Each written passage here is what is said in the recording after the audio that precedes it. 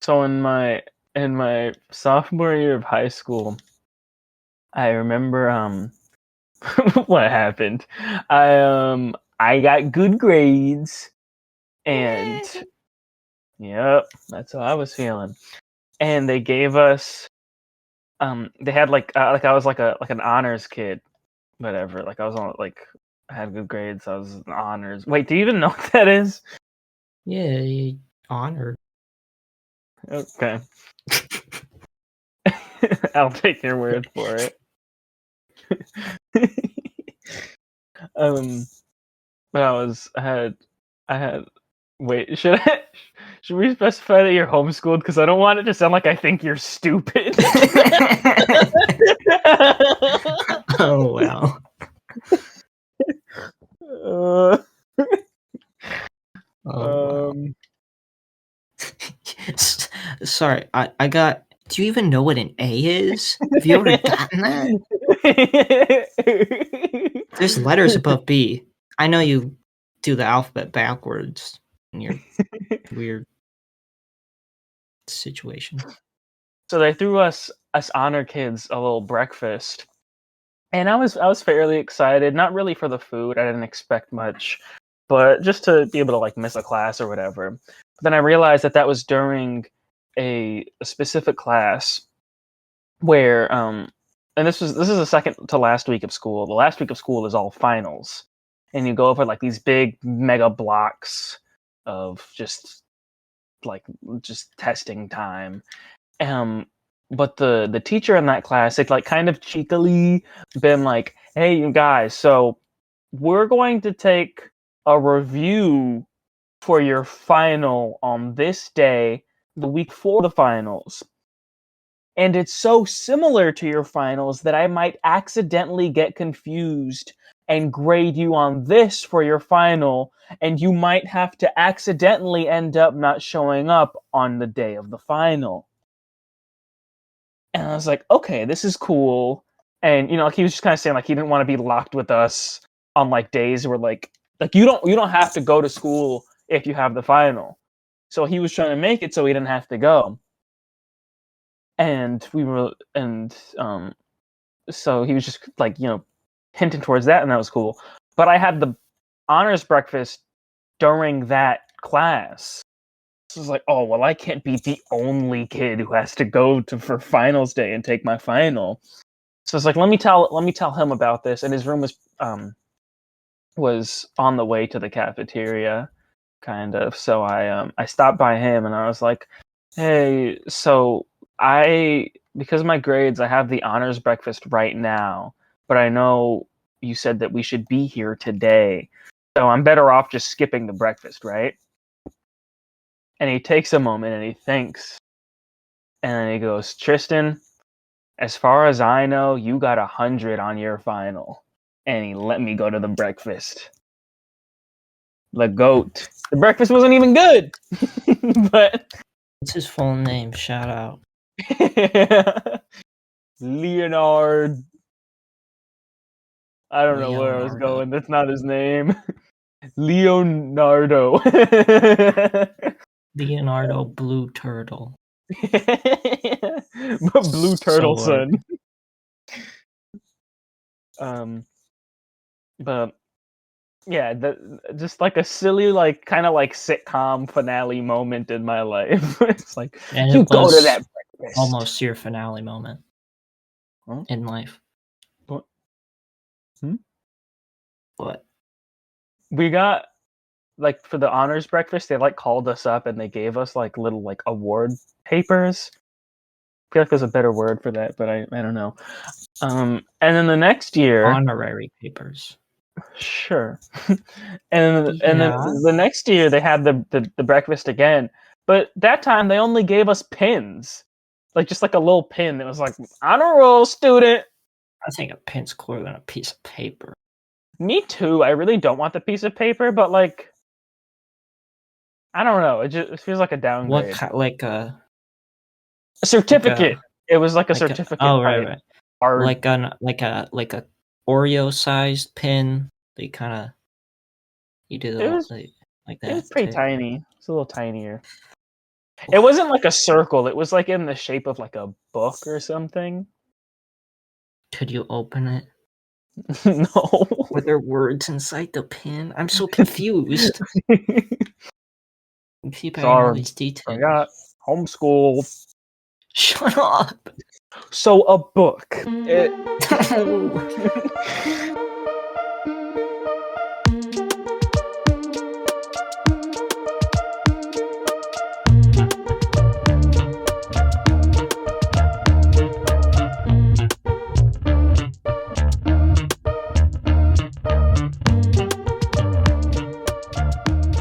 Okay, do you want to do the intro?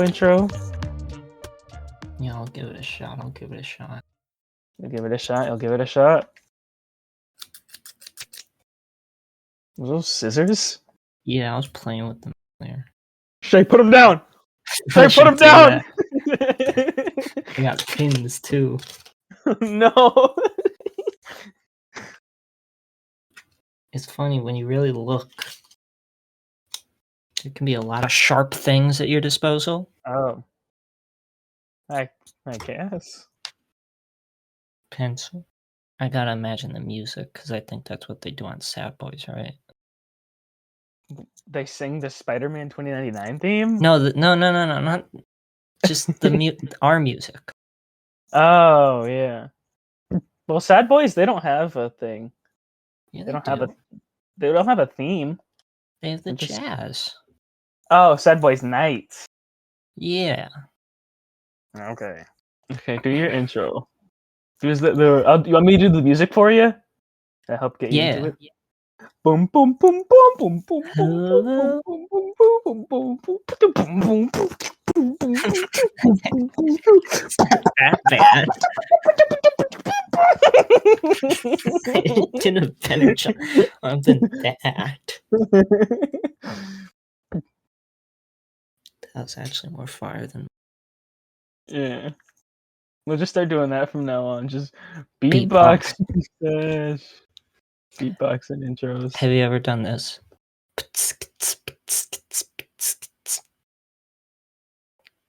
No.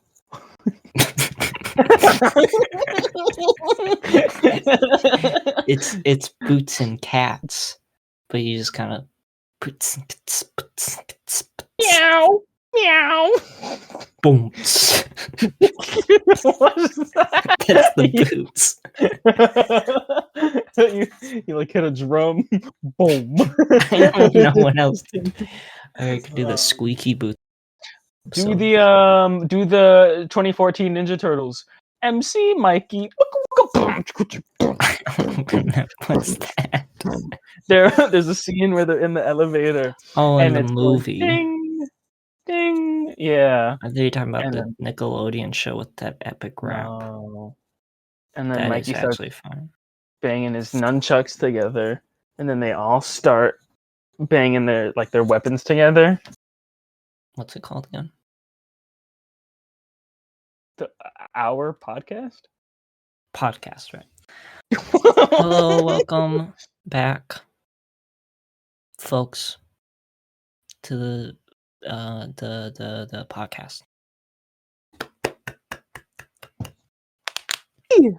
Whoa, that was a mean check. It's all right. Let me see if I can pick mine up.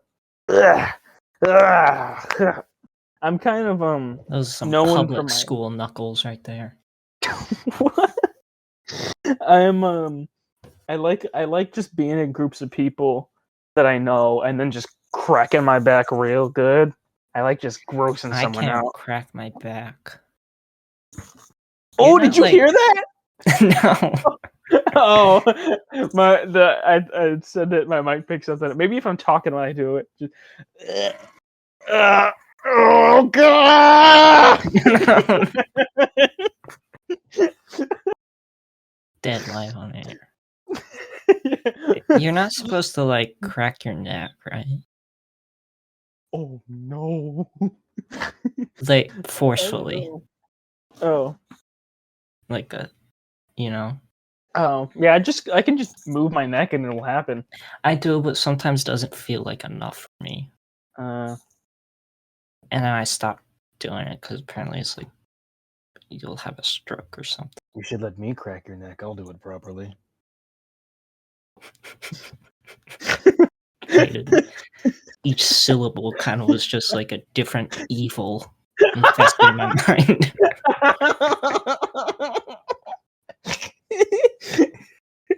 You know, but,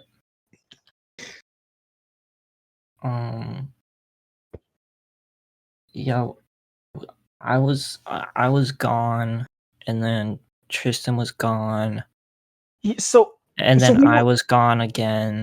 yeah, so we were busy. We didn't forget. No, a little though. We didn't forget about you guys. I hate it when you lie. Honesty scares And me. then what? Continue. So sorry, but who cares? You don't. Who's even? Yeah. Who's losing sleep over it? Yeah. A rising tide raises all ships. What? You ever heard that? No. It's a man. You're the second person this week who's never heard that. It's a JFK quote. Well, man, didn't he Um, say like, what's asked I'm not? the president. I got shot. Asked not what it's in Spider. It's in they've referenced it in Spidey 2099. Ask not what what your country can do for you, but what you can do for your country. Parquet. It's like you saying you're not gonna like give me healthcare or something. Yeah. Like is that's what it's saying. Yeah. Like I'm for like uplifting a community, but the whole country, absolutely not. No. The country should give me a car. I don't need to buy that. Yeah. But Just no, get rid of the the cars. rising tide raises all ships. It's like kind of like even if like it's like in a situation where like even if you're like competitors or something would help both of you out. So the example I use with my friend is if we're both running competing cheese factories and then humanity finds a cheese mine that is infinite. It's like that is the rising tide and that raises all ships because that's something we can both use to help both of us, So I kind of blanked out like in the cheese part. You want me to Like say what? it again? Nah. I was looking up like cheese. No. That stuff's crazy. American. Oh my god. White. Wait, is white cheese a thing? No, but well, semi-related. I was looking up some just things that have like racist roots that you wouldn't expect, because I was reading like Abbott and it was like that. Some things cakewalk, saying like this is a cakewalk. That was a thing they did in something called a cakewalk, so that's bad. Eeny, meeny, miny, mo. Catch a tiger by the toe. Replace the T with another letter. What do you got? The term hotboxing. Really? You know that one? Yeah. I only know that because I watched Django Unchained and like it's a thing. The one that made me feel real dumb is just should be so obvious, but most phrases, things that have black in the name, black market, blacklist, yeah. So that should probably be obvious, but what's this got to do with cheese? I was gonna say before when you're just like idioms. I don't remember. Look it up on your own time. Most things. Oh yeah, because I was looking at like mumbo jumbo as a phrase. That's no good. Most things. Carnivals. Clowns. all that. Anyways, I was in Mexico, not for 3 months, just a week, but you know. Yeah. And then I was just in Atlanta. Where's And I was in Shay's bag. yeah. That was heavy. Hey. It's not like an insult. Like you're a person. Like at least 90 pounds. I would hope more. Health wise for you. I'm looking out for you type stuff. Okay. Anyways, yeah, so that was heavy and smelled bad. Where were you for a week? I don't remember. I'm just not gonna tell you. I had to figure out family in the general Earth area. Yeah. So I was Alright. somewhere. So, you put that together, that's 3 weeks. 3 weeks is pretty much 4. 4 is pretty much a month. A month is pretty much 2. 2 months is pretty much 3. So we were busy. You my hype man? I confide. I concur. That's what I Okay. concur. Anyways, we should start talking about the nerd stuff we've been doing. I went to my first Comic-Con. That was very fun. Do you want to talk about Chichester? Yeah.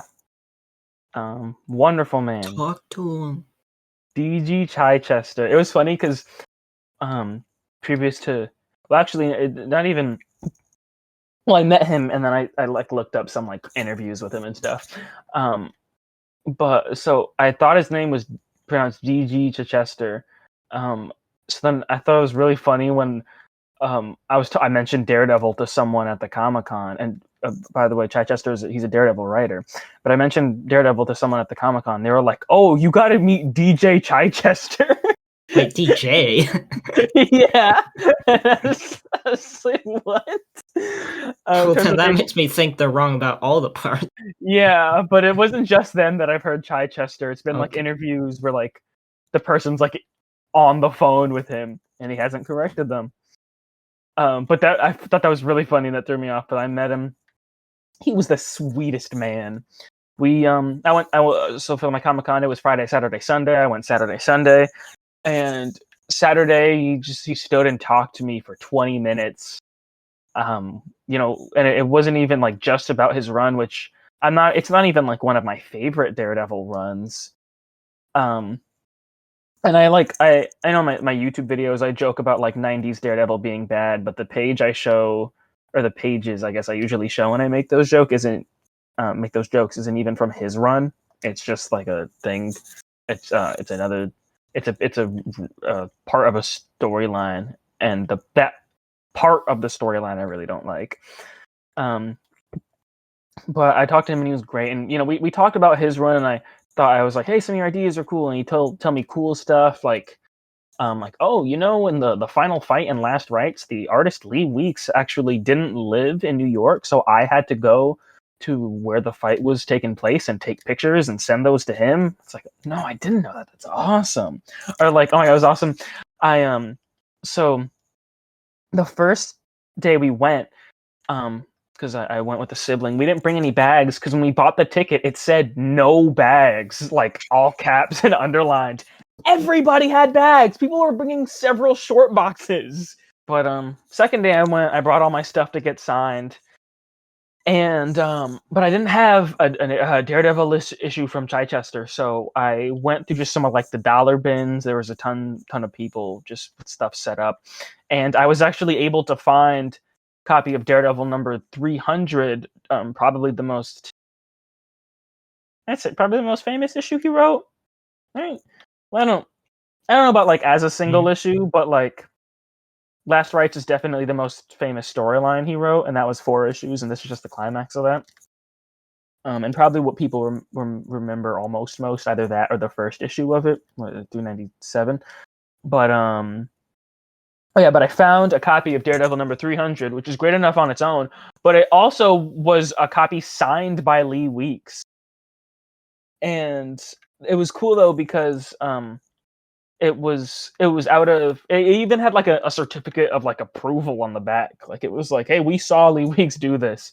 But it mentioned that out of that he signed 2,000 copies and then sent them out. And I forget the exact number on mine, and I have a stack of issues that I need to clean up, so it's not on there right now. But or I don't have access to it right now. But mine was like number like 1,637 or something out of 2,000. And I went to see Chichester the next day, and he saw that, and he was like, "What's that number mean?" And I was like, "Oh, that's I guess like Lee Weeks signed 2,000 of those, and this happens to be the number I got." And he was like, "Oh, okay." And then he signed it and put DG Chichester 1 out of 1, which is just awesome. That's just great guy. But yeah, we talked about our opinions about the Daredevil show. I even gave him like some insights that he hadn't even thought of. I recommended like some like a Daredevil like book for him to read. And it was cool. Like it was cool too. He said like he doesn't even like he doesn't like really read everything that comes out now, but like he reads stuff that like people recommend. So he was like, "Have you seen like the current one, Zdarsky?" And I was like, "Yeah." And then we talked about some cool stuff in that. And then later on, he mentioned like the only reason he read that was because a fan recommended it to him. And it was cool. Like we talked about Guardian Devil, which he never read. But he was like asking for my opinions on it, and that's not a story I'm really fond of at all, but some aspects. But yeah, just like telling him how I felt about that, because that deals with some stuff that like he had dealt with, and so that was just cool to talk about. And then we were just talking about stuff that wasn't even Daredevil in general. Like we were talking about not really digging Secret Invasion so far, and just like the state of just like costumes and live action superhero adaptations. We really just talking about anything. He was awesome. He was just a great guy.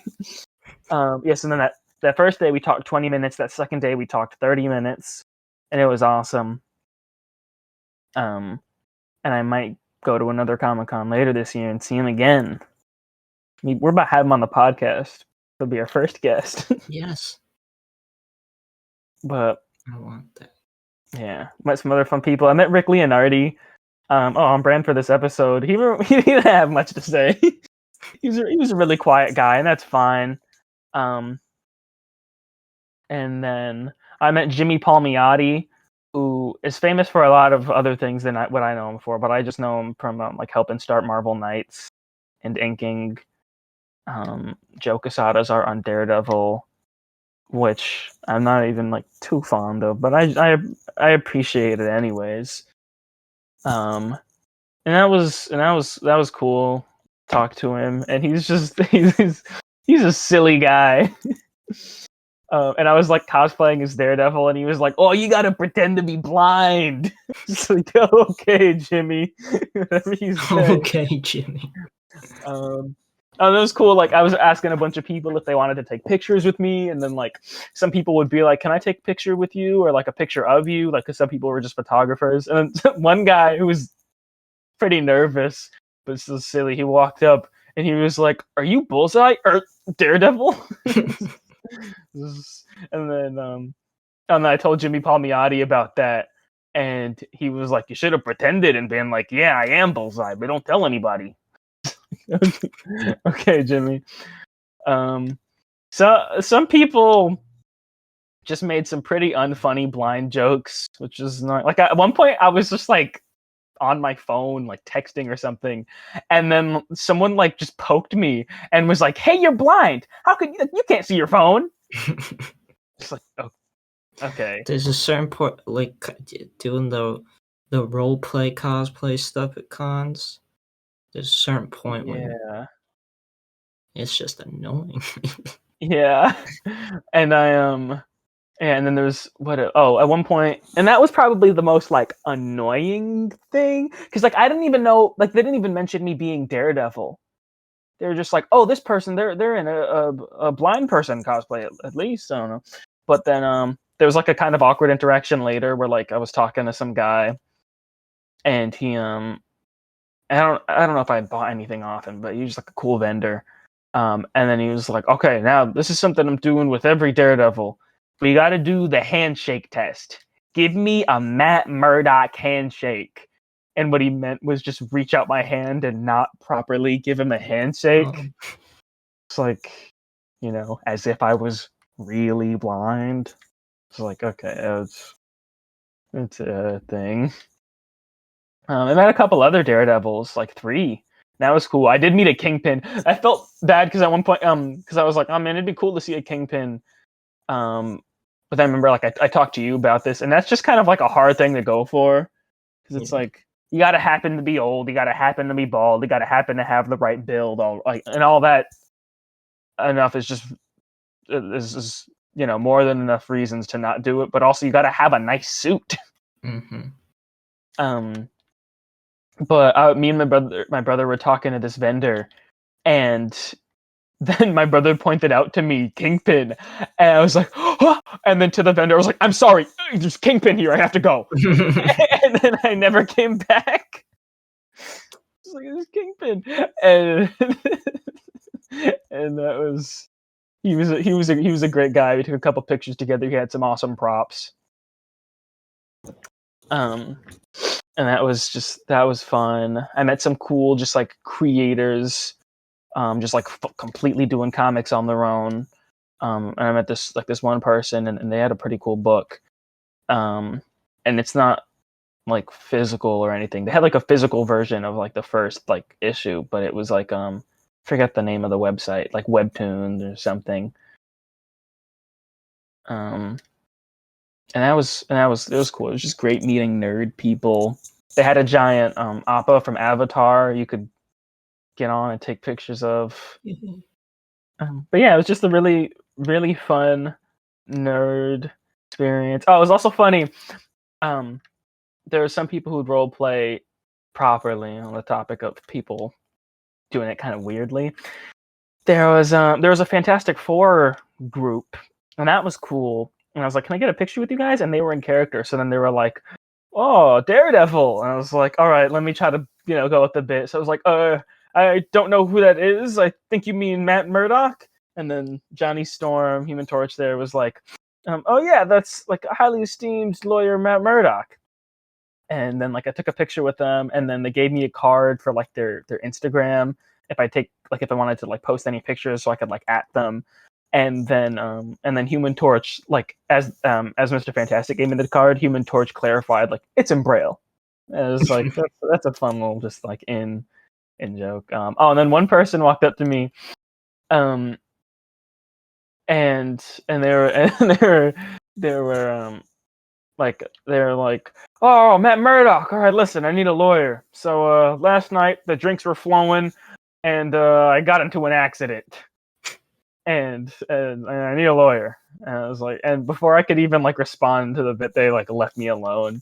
And I don't even know if I really had a proper response. So it was like, "Thanks for just saying your little joke and then leave." And it was, See, that stuff is fun. fun. I couldn't do that. Yeah, I'd just be like, I think that's I'm something only a actually straight not guy that can character. do. Yeah. It was funny. The next day, so the person wasn't even in cosplay or anything. But the next day, someone as Red Hood walked up to me, like Jason Todd Red Hood, and, and tried to do a similar joke, and was just like, "Matt Murdock, I might have killed someone." and I was like, "Oh, okay." And then like I don't even know if I got to respond, and then I just left. And like it was just funny because like you could tell they wanted to do the joke of like I need a lawyer, and I'm a anti-hero, but they just didn't mention the anti-hero or that they needed a lawyer. So sorry, man. One of the very rare instances is you can just go public to some random stranger and go, "Hey, I just killed someone," Yeah, and it's kind of socially acceptable. yeah, kinda. You gotta work on what you say You afterwards. gotta work on your type 5. But Yeah, but that was very fun, a very fun experience, and I'd love to do more Comic Cons in the future. Also, and I don't know, maybe I'm being gatekeepy, but to have the real Comic Con experience, you gotta be wearing some sort of costume. You can't just be in normal clothes. That's like what initiated like all my interactions with awesome people. I'm thinking of one. I'll Yeah, get to it. you get to it. You got time. I even like there was oh my god, me and my brother found It's this like me and my brother found this awesome couple where the the husband he had a like a 1996 1992 1994 1994 Spider-Man animated series shirt, like the shirt that Peter has, and I was like, "Is that the '90s Spider-Man cartoon shirt?" And he was like, "Yes, finally someone noticed." um, and him and his wife were awesome. They said that that they're at a point where they've been married for a while and they don't really do dates anymore or like big trips. So they just like Comic Cons is kind of just how they do just stuff like that because they're both nerdy. So it's like a win for both of them. And they're talking about how like you can buy like little stools that like are like Gross. what's what's the word for something that can move? Portable. Mobile. Oh, Oh yeah, that's good. That's what I was thinking, but I forgot it. But yeah, like mobile little stools you can bring around that like fold up and stuff that are good for like long lines. And they're saying too like even giving like little hacks like yeah you should just have everyone sign one thing so they just don't gotta sign separate things or like tell them to sign it with your name so they know you're not going to sell it because sometimes they'll make it like a little cheaper or something like that's fun and yeah they were great and awesome. um see, now I'm thinking. I play this in like, cause if we're gonna be walking around together and you're gonna be Matt Murdock, like it it'd be kind of awkward if I was just like Donatello, cause then like people would come up and be like, "Hey, Matt Murdock and the mutant turtle." Okay, but I'm doing a bit with Matt Murdock, so uh-huh like I should probably at least be Marvel characters, like maybe Kate Bishop, but like she hasn't really ever interacted with Matt, um so I don't know. you can be Iron Fist. I don't know, man. Yeah. Yeah, it was fun too. There were some moments where because the second day my brother was like, "Oh yeah, I got to wear a costume." So he was Jessica Jones and like there was one guy who was like Matt Murdock and Jessica Jones. And then like someone else was like, "Is this a Matt Murdock Jessica Jones double cosplay?" I Yeah. shouldn't be Luke Cage. Yeah. No. That's one I definitely shouldn't be, I think. I saw an awesome Luke Cage the first day. It was like the like old school 70s Luke Cage. He was so tall. Oh yeah, you showed me the picture of Yeah. that. I had to approach him from behind and it was terrifying. I was like, okay. I'd grab onto the other person's portable stool. Just look in the eye. Why is it squishy? um yeah, it was fun. I'm just trying to think of like fun little interactions to mention. It was just all around a fun time. I saw like two She-Hulks. Oh yeah, it was fun. At one time there was like a She-Hulk with a group, and I asked this She-Hulk if I could take a picture with her, and then this younger kid was like, "Oh yeah, Daredevil and She-Hulk." It was kind of awkward sometimes because like I think at least one of the She-Hulks I met like was visibly a good couple years older than me. So it's like, is it? I don't want to make you uncomfortable if I ask for a picture because they they hook up in the show. It's like it's fine. Oh yeah. There was an Electro I saw, and that was pretty cool. But yeah, it was just a fun time. I just keep saying that to close it off. And I'm like, oh, by the way, Bullseye tried to kill me because he thought I was really Daredevil. You searching up Marvel characters? Yeah, well, because I was like, Ben Urich. Here's the problem, my Ben hair. I can't be like Ben Urich. Put it up. Wear a wig. Put it up and have like a He's- little wig on. No. Come No. on, you know you want to be Ben Urich.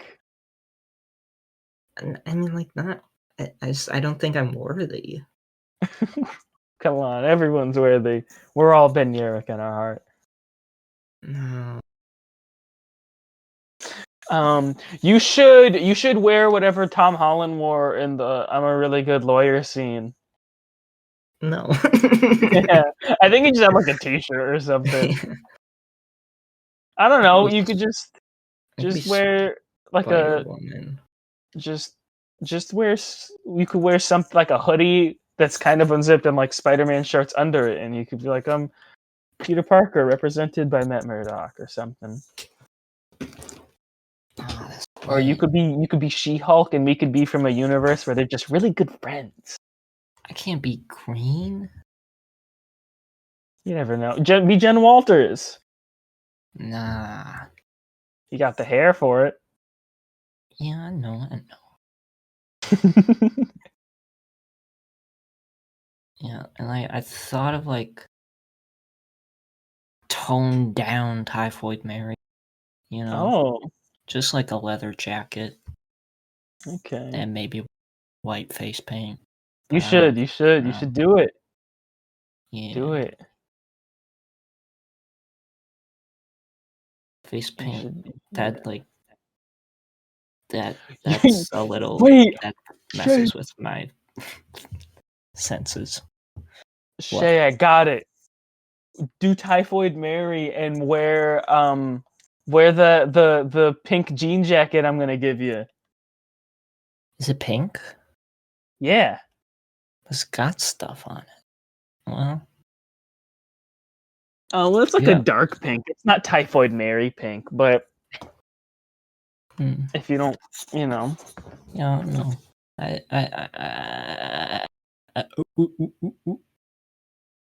Yeah, because like I thought, like if I just, I could give any excuse to like dye my hair red. Because yeah, do it. That would be really fun. I'd like that a lot.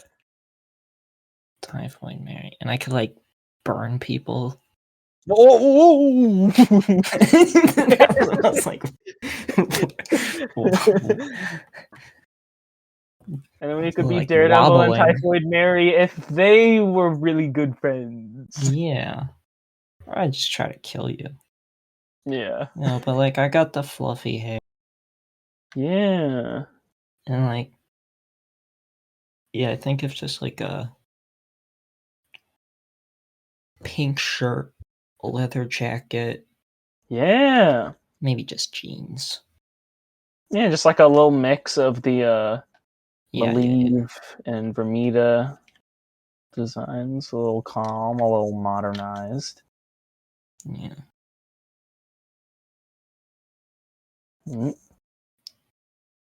Maybe a machete. We have a machete. Oh God, We I don't do. think you can bring that. I have a fake machete. You want that? She has a katana. I don't know if I can bring that on the flight. Yeah. Oh, I was thinking machete because she has machetes in the Iron Fist show. Oh. No, I just get a fake. I mean, she got like kind of short. Yo, this is a cool cosplay. No one ever cosplays as her, so like this person should play Typhoid Mary. Oh, it's loading. Oh yeah, That's very cool. I saw once on the highway, uh, an actual good. I'm a fair use of the Punisher logo. 'Cause normally you see the Punisher logo out in public, and it's like, okay, this person's probably not that cool. But it was a large black woman riding a motorcycle like a Harley Davidson with a leather jacket and a giant Punisher logo on the back. And it's like, that's the most badass thing I've ever seen in my life. I think it was Ghost Rider. The motorcycle. You don't know anything about Ghost Rider. I just saw a picture. I just didn't say it out loud. Be the Punisher. I've got a couple Punisher shirts. I don't wear them anymore. Yeah. For certain reasons. Do you want to talk about Spider-Man of the 2099 variety? Maybe. I also just have like other stuff to mention. Not That's okay. Comic-Con, but just like books I've been reading. You tell me to make it snappy, or No. I was just slay talk. I don't know. Man, I don't know. Well, I guess you would get it because you don't edit. But sometimes there's just a certain feeling in my brain of like, oh, that's going in. that's going in the pod. Yeah. Like specifically after just like a stupid ramble like that, and I'm like, oh, we're back. We're so back. Anyways, What's that from? I don't know.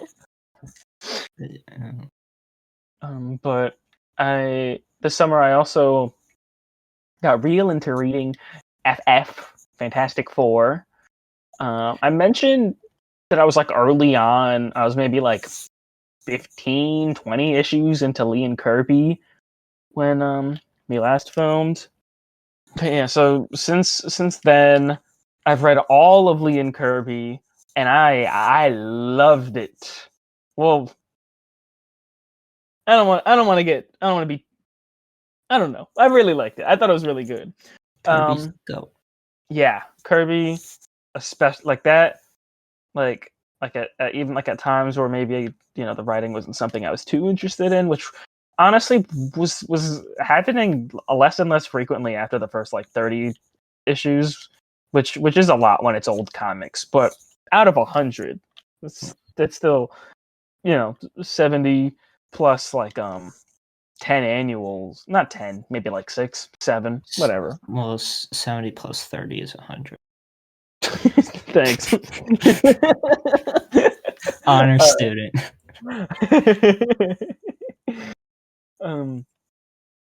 But yeah, it's real fun.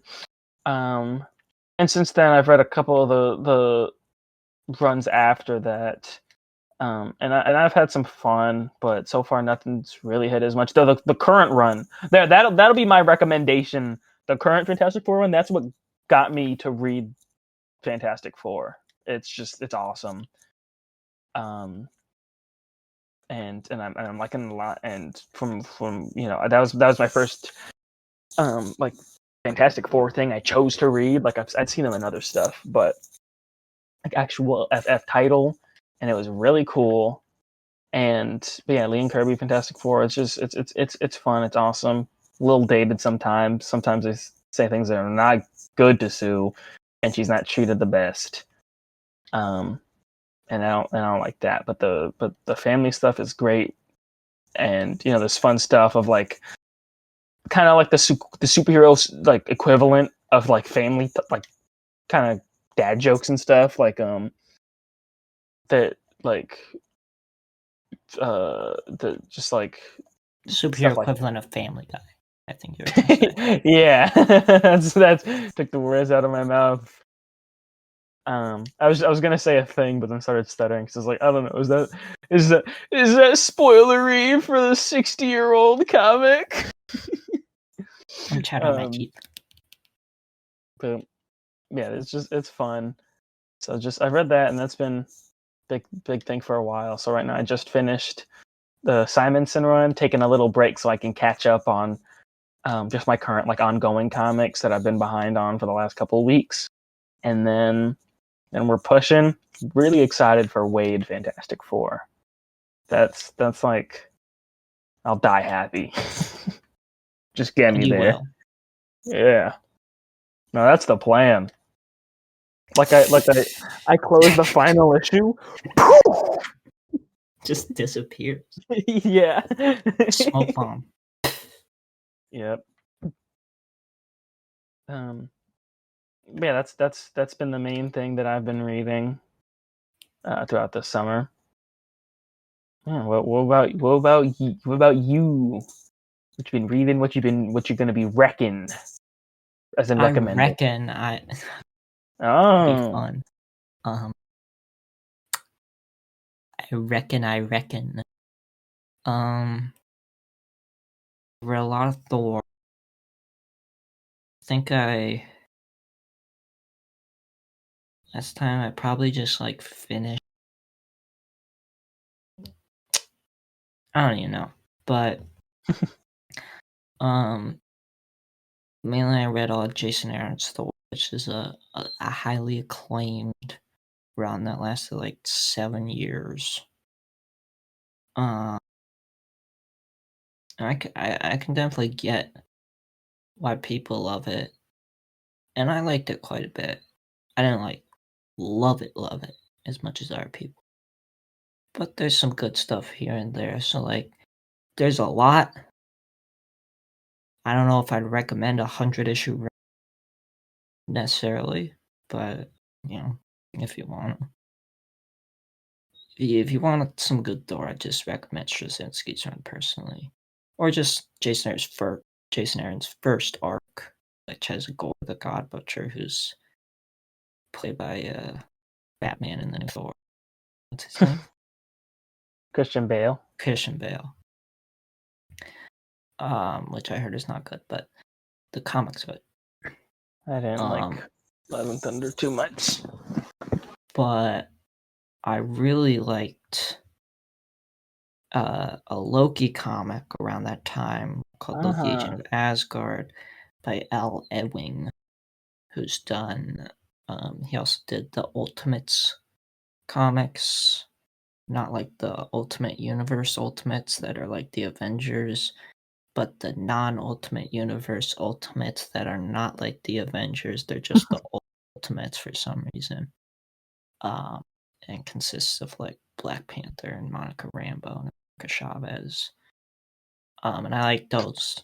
And then I really, really love the Loki Agent of Asgard. It's pretty self-contained read, fairly like the last. Some issues tied into events, but you don't really know about them. And they're just really good. And then two other comics I read that I really love is Gwenpool, who's like technically first appeared on a variant cover for a Deadpool Secret Wars tie-in, and she's just supposed to look like a combination of Stacy, like Spider-Gwen, and Deadpool. And then she appeared in a couple issues of Chip Zdarsky's Howard the Duck, which is pretty good. And then she got her own series. Her whole thing, she's not related to Deadpool or Stacy or anything in the actual comp, but her deal is that she's from like our universe where Marvel is a company and has movies and stuff. And so she's like, breaks fourth wall and jokes like Deadpool a bit. But and it's fairly funny, but they do a lot of just really great stuff with that idea. and her as a character, especially towards the end, that's made me dang near cry. And I Did it loved make it a you Shay lot. cry? Yeah, I for some reason I don't really cry at stuff. That's not like a weird like pride thing. I wish I cried at stuff like media. For some reason, tears don't physically come out of my eyes, but like I feel the emotions like when I am to cry. Because like there's been a handful of things that made me cry. Marley, I watched that when I was like 9, so like obviously that made me cry. Anything with an animal, really, I guess. Um, but yeah, it made me Shay cry. Then the other thing that I just finished reading, kind of coincidentally, sort of related, is Spider Gwen. Her kind of original run from 2015, 2018. I was also just very surprised. It's like incredible. The art is awesome. The coloring, the lettering, it's just, as we'll kind of discuss with Spider-Man 2099, kind of takes like the base idea of Spider-Man and just does its whole different stuff with, takes advantage of being kind of a new slate, a different character, a different person. Just does a lot of stuff in that universe. Matt Murdock is a bad guy, and it's really cool. Oh. But he's not just evil because he's evil. It actually makes sense. They explain it, and cool. Me talking about Shay. What? I don't know. You know. Speaking of Daredevil, though, the kind of third thing, we just finished reading Wade Daredevil, Yeah. and I was looking forward to that for quite a while, Oh yeah. and my expectations were aptly hit. I did I forget loved it. to mention that, but like the expectations bit, because I remember prior to it, you're like, they're probably too high. And then we read Yeah, that first issue, and you were like, I think they were met. And then we never yeah, brought they're up meant. that again. Yeah, yeah. It's like, there is something special about like a comic that you don't, or just any piece of media that you don't expect to like love, and then you love it. Like the stuff I was mentioning before, Loki, Gwen, Spider Gwen. But then there is stuff that you're like, I'm probably gonna love this, and then you read it, watch it, whatever, and then you love it. So Yeah. either way, it's great. I had that with like David Aja, Matt Fraction's Hawkeye. I was like, this is right down my alley, and it was. But yeah, it's awesome. Definitely my favorite Daredevil run. Like, some competitors for sure, Nascenti, but it's just perfect. It's just Yeah. lovely. Yeah. I am a big lover for it. It's helped me in ways that I don't know I'm gonna share on the pod, but yeah, it's been cool. It's just very fun, and like it's like I love Bendis, and like that is my favorite, because it's like it just has everything I want in a Daredevil run, and it's for the most part all good. Could have written a much better Black Widow, but um, but I told you this, but it's not on the pod. But I think my thing, it's kind of like how I feel with like the Daredevil show, whereas like season 1 is kind of more like just like on a very basic level what I want in the Daredevil show, like Ben Urich stuff and other things. I don't know, but so like that's my favorite season of Daredevil. But I know season 3 is better. Kind of me with Bendis Daredevil and Wade Daredevil, where like Bendis Daredevil is just like if you made like a just a list of things that Tristan wants in their Daredevil run, it's all there. But I Yeah, know Wade is better, yeah. I mean, like, and that doesn't even matter. But yeah, no, it just doesn't. say But it. like, yeah, like Bendis is like everything you want Daredevil run. Wade is like for me at least, everything I'd want in a comic book. Period. Yeah, it's like it's like everything you want in a comic, but also it's everything you don't want in a Daredevil run. Yeah, and then it works perfectly. Yeah, so that's Um, real fun. And this is my second read, but yeah, it's my fourth. well, no, it's not. It just keeps getting better. It's like it's new. Yeah, very, just great. That's a righteous book. Yeah.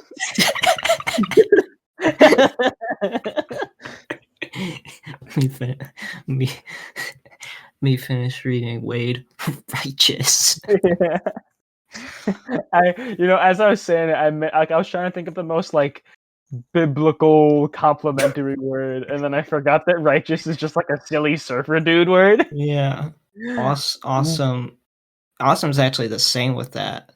Like Yeah. awesome is used in the Bible a bunch, but also it's awesome. Yeah. That's more Bodacious. skateboarding. Radical. What's the thing 1990 Donatello says that's like nerdy? Like Bossa Nova. Damn!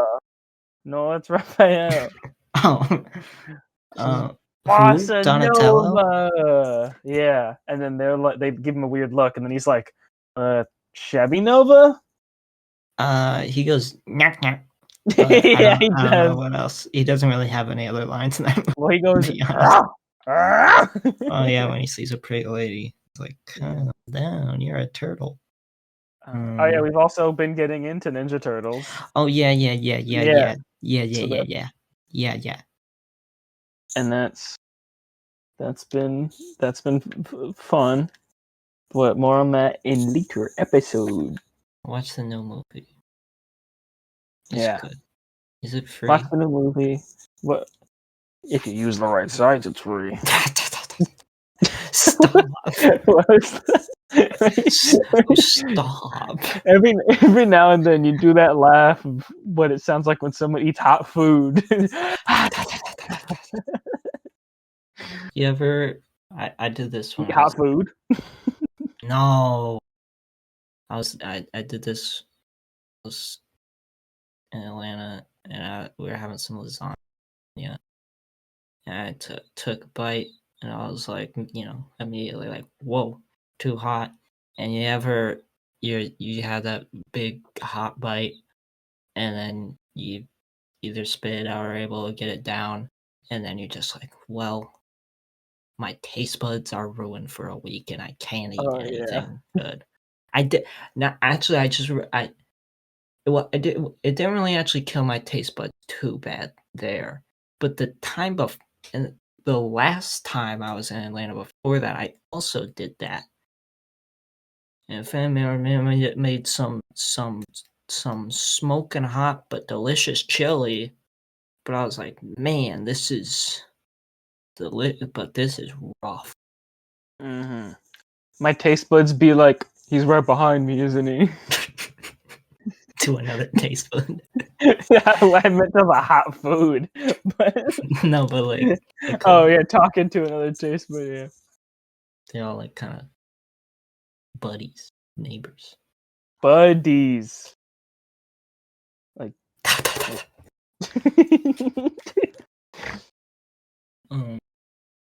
Also I watched Andor, the Star Oh, Wars show.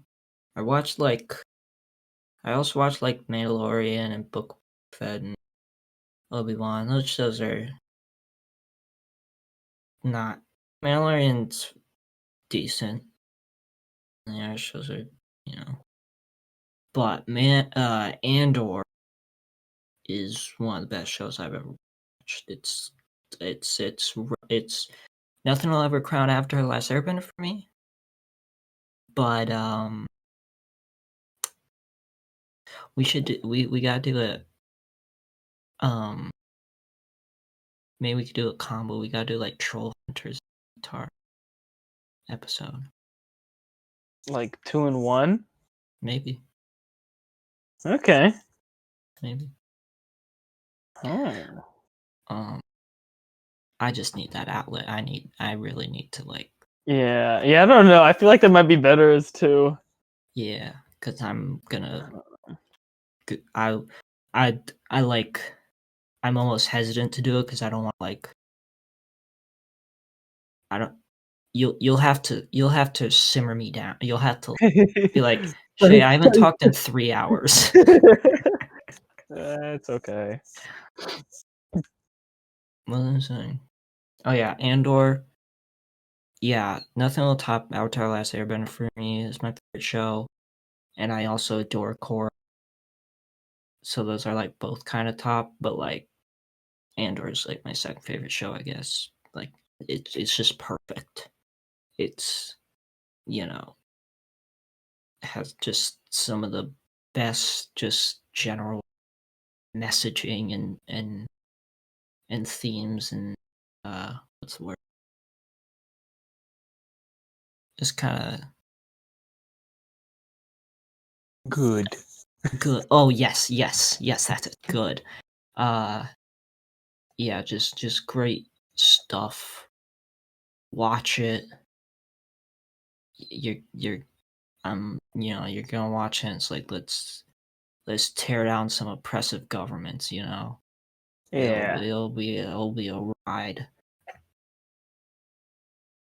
All the performances are great, just the presentation, music's Music. fire. Oh, Yeah, yep. yeah. I think the end of episode episode 2, just suddenly some heavy ass rock drums start kicking in, just not even music drums, something you'd hear a psychedelic rock song. It's awesome. Not like Obi-Wan that accidentally does the Spider-Man PS4 theme. Yeah. But watch Andor. You don't need to know anything Star Wars. It's it's barely connected to Star Wars. All you need to know, there's the Empire, they're the bad guys, they're an oppressive regime, and they're an empire. It's self-explanatory. Yeah, Oh, I get yeah, it now. yeah, yeah, yeah, Yeah, yeah, yeah, yeah. yeah. Um, and I love it, and especially it's great because it's not bogged down by being look, it's Luke Skywalker, but also it does. I feel get to the core of what Star Wars is, especially if you look at A New Hope, where it's yeah, the Jedi are a part of it, but it's really about the rebellion, and that's what Andor is about. It's about the rebellion. It's about standing up for for good in the world against these forces of oppression, and just a generally good message, and it's awesome. Oh yeah. And Stellan Skarsgård is great, and he a speech in one episode, and he sounds like Kingpin. Oh yeah. It's great. Okay, let's just get our very basic general boom. This why this is good out for And that's the 2099. whole episode. I was saying you laid those out. Oh. Yeah. It's a Okay. little harder than you thought it was gonna be, honor student. Also, completely unrelated, it's just because I was going to switch to the Spider-Man 2099 suit while we talk about it. But it's crazy that Insomniac just has because it's it's the bombastic Bagman suit, but they just have a Fantastic Four suit in this game. Yeah. It's fine. Yeah. It's a fine suit. Yes, that's actually a reference to issue 1 of the Amazing Spider-Man.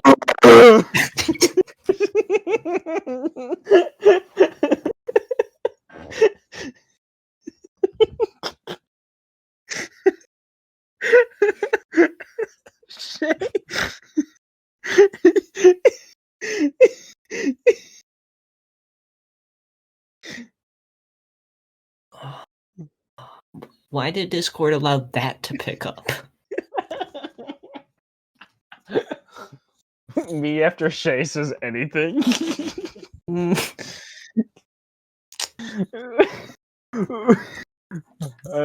did I just do? This one right here. Huh? You. This one. This one right here. Opposite. What were you? What do you? Was it just an O? Like the noise I made? Yeah. I was just kind of making like a bored noise because you were like Oh. nerd talking where the suit came from. He thought I was just surprised. I don't know. That's fair. My brain didn't go to logic at first. It went to fight or flight. Yeah, you're gonna have to turn that down. I thought you meant like my tone. You're gonna have to fix that. Okay, so What do you like about Spider-Man 2099?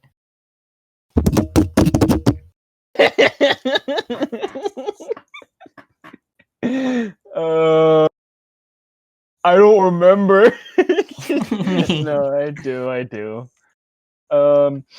So I think it's just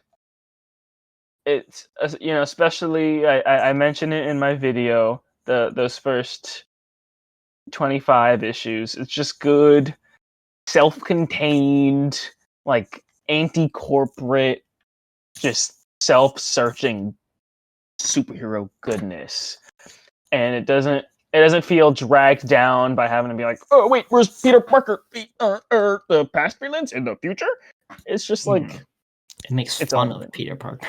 Yeah. I mentioned in the video too. It's like Miguel even mentions thinking the great responsibility line is stupid, and even though like modern 2099 stuff is a lot just like, hey, let's every current hero like in the future. And when like I think a lot of the fun is kind of the restraint of like, oh no, there's only like 6 heroes and a team in the future. The whole thing, like something happened and it killed all the heroes. Yeah, I will say too, like my problem isn't even really that like 2099 changed. It wasn't like this when I grew up. It's more so like I didn't get to see Peter, like the end of like the Peter David era. Like it didn't get like a proper ending because I think like all the books started getting canceled, and then there was just like one, I forget the actual title, but just one like 2099 book. Yeah, because they're scrambling. That was when went bankrupt, and they were downsizing, and they laid off the main line editor of the 2099 books. Yeah. And so then a bunch of people, including Peter David, quit the book and protested that. Yeah, and then they're just like, well, we gotta get these off the shelves, so... Yeah, there's 2 more issues of Spider-Man 2099 after Peter David leaves. And then it's done. It's animated. Also, the 2 issues after that aren't really good. No. But yeah, those are my general reasons. Do you got anything separate to add on? It's so funny. Oh, it is. It is a very funny book.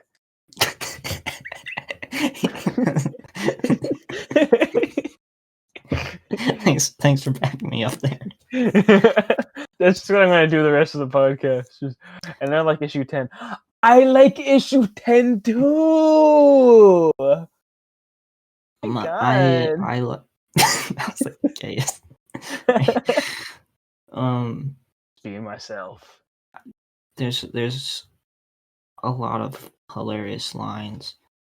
I like more than the humor. I'm pulling it first. Yeah, well, yeah. I said other than what I said. I never said I agreed with you.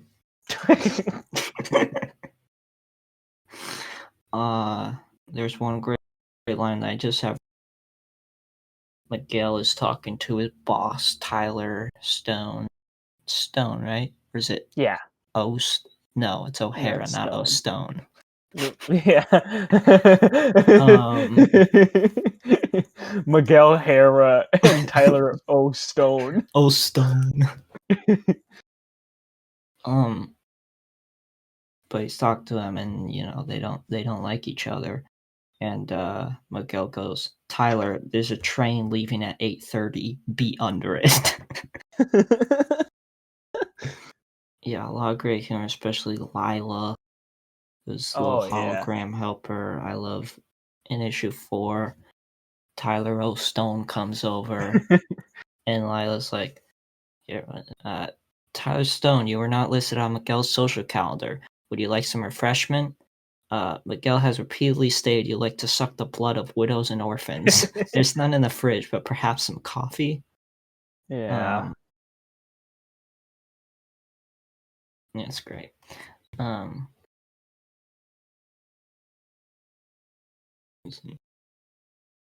Miguel's he's got a bunch of good roasts. As Spider-Man, he's more reserved. But Yeah. As his normal self, he's just telling people to die. Yeah. Miguel is literally the kill yourself image. Like, anyways, and Miguel, they do, like with everything, just such a good job of making everything completely different. Not really like Spider-Man, but like he's not like annoyingly like sarcastic or nihilist, like cynical or anything. He's just like kind of witty and not like, super happy. He's a sad guy, sad guy. But he's got a bit of a I don't know why my brain just was like, say Twink Charm. I don't. I thought you were gonna say like Heart of Gold or something. I don't think that'd be true either. But no. You're not wrong. I know. I don't need your validation when it comes to Twinkies. To what? I don't know. It is a made up word. I've been workshopping it. Twinkities. Okay. Twinkitities. Twinkities sounds like a gay shirt brand. Like, do you want to start that? Tease, yeah, let's do it. I don't want to. Me neither. You're good. Way up top.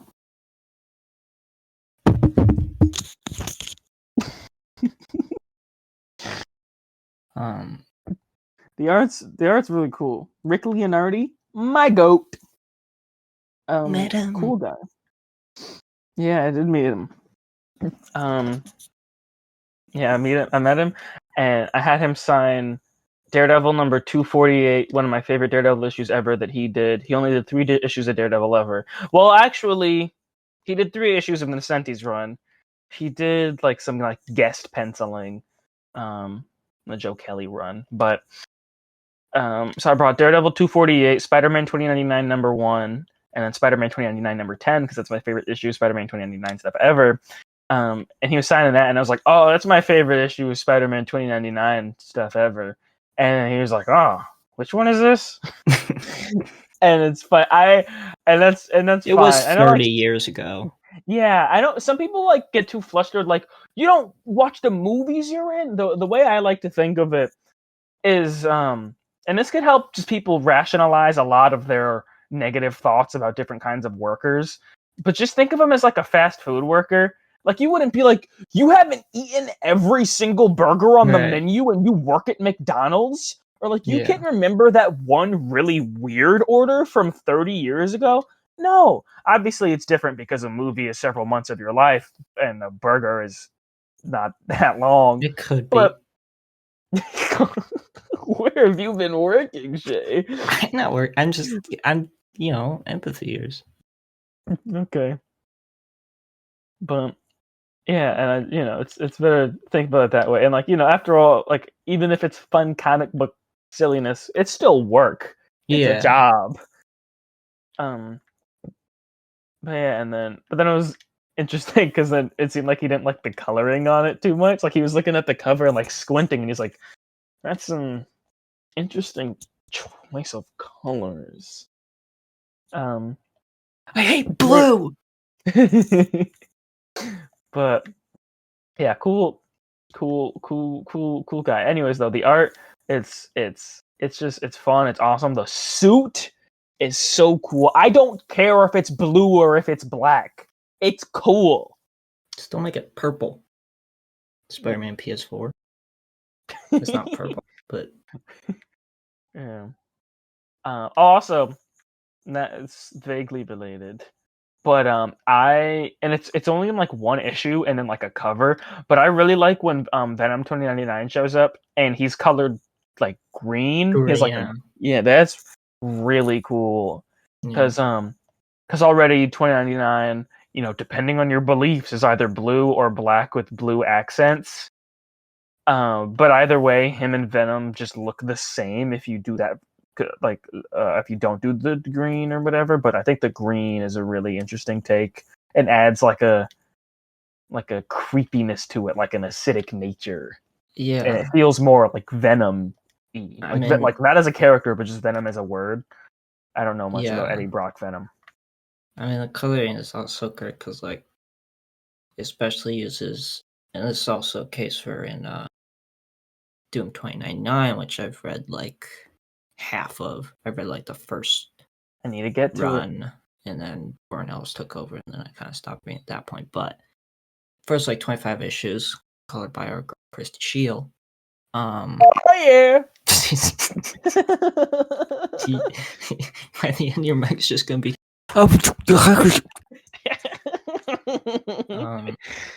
But yeah, there's a lot of great uses of green, which I think is a cool and interesting color to use. And in Doctor Doom. Well, in Doom 2099, it's not called Doctor Doom. yeah, well, in both these, like, Oh, yeah. if you just look at some like the shading of the cityscapes, like there's a lot of like greens, like not like a lot of times more light greens or like mid Yeah. dark greens.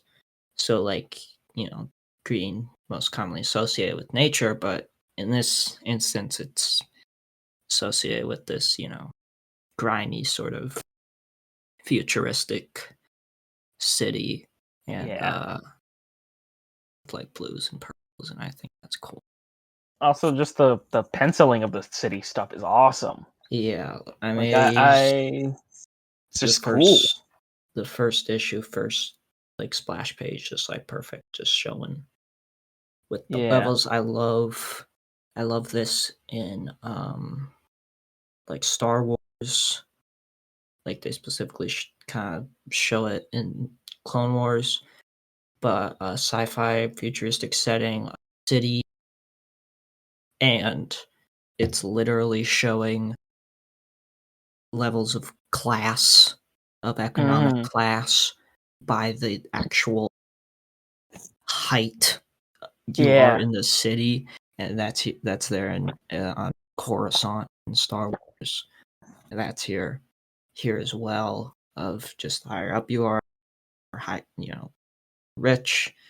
Down you get, it's a little grimier and not well kept by the city planning and stuff, and just a very full literal showing of unfair class Yeah. wealth It's also distribution. it's cool because the very bottom is just like the original New York. Yeah, because So like like they built up. They literally yeah, left the lower class behind. yeah.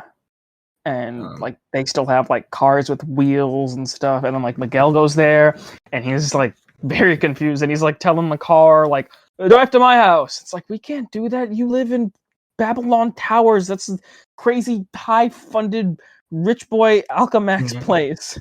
They're on the street. And he's like, fine. And like it's just Yeah. it's very cool and it's just drawn great. I love Also, how it's just talk about the movie briefly. Mm-hmm. Across Spider-Verse, how they show it. Across Spider-Verse, just like the top, it's even more like defined by the top level is literally like manufactured flat grassland with like Uh-huh.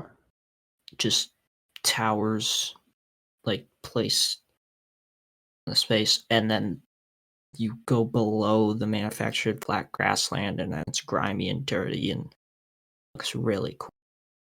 Yeah, maybe this is just like uh um I don't know, a basic thing, but especially with like, the cyberpunky type stuff.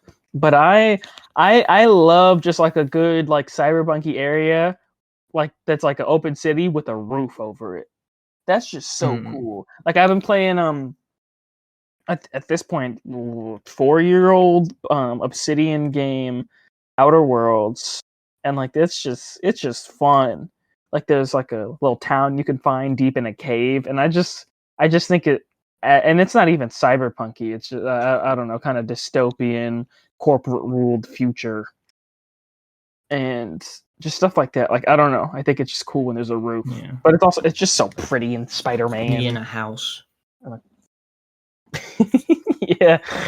I love not getting rained on. Um. One of life's pleasures. Yeah. Certainly so. Um, Damn, I mean, at least the guys in original New York in 2099 never get rained on. true. True. They probably don't have rain though. Yeah, I was thinking they probably like turned it off. Yeah, they went into the Minecraft setting, turned Yeah. weather and mob griefing on. Yep. Um, But yeah, it's also cool, like because of all the this just dystopian stuff, and I once again touch on it in my video, but like there's like these little like factions or like cults, yeah. and they're really cool. And there's one called like the Retros or something, and they're like 80s styled. I don't I remember forget what that. they're called. Or Yeah. is that the Bloodhammer? Or no, No. they're the It's Thorns. like it's one of the less prominent ones. It's like the one like Casey's in, Oh, okay. I think, or like one of those. Oh no, they're called the Throwbacks, I think. Okay. I don't know. It's like the one she's in, or one of the ones like her gang gets in a fight with. Right. I'm not sure, but that's all cool, and like the Spiderites show up, and then there's a cool I think it's like the annual or like a Spider-Man 2099 special or something. But there's a short story in there, and it's actually about the guy The first store, in right? We see it. yeah, the first story It's you the see. Thank annual, yeah. you. Yeah, and you see him in oh, so you read it? I did, yeah. Oh, very cool. Um, and he has the first store right that you see, and he's like, "Oh my god, you're Spider-Man!" And then like you see in the annual, like he slowly just becomes like a huge Spiderite, and it destroys his life. Yeah. And then like it ends up in him dying, and then later on towards the end of the book, and it doesn't make as much sense if you haven't read the annual, but it still works. But he like finds the wife grieving at the guy's grave. Yeah. I read the annual after I finished it, so I didn't Uh, know it was going as okay, that's really that's a really cool and compelling thing, and it's interesting. And I wonder, like, was it even like a take or whatever 30 years ago to be like superheroes are modern mythology? Is that a thing? I don't know. Because I feel like Not it couldn't sure. be. Because I feel like that's a thing now. Because like everyone knows about them. Yeah. At that point, I don't know. No. But that's kinda in universe solidified Yeah, because they're all gone. Some people are like, did they even exist? yeah.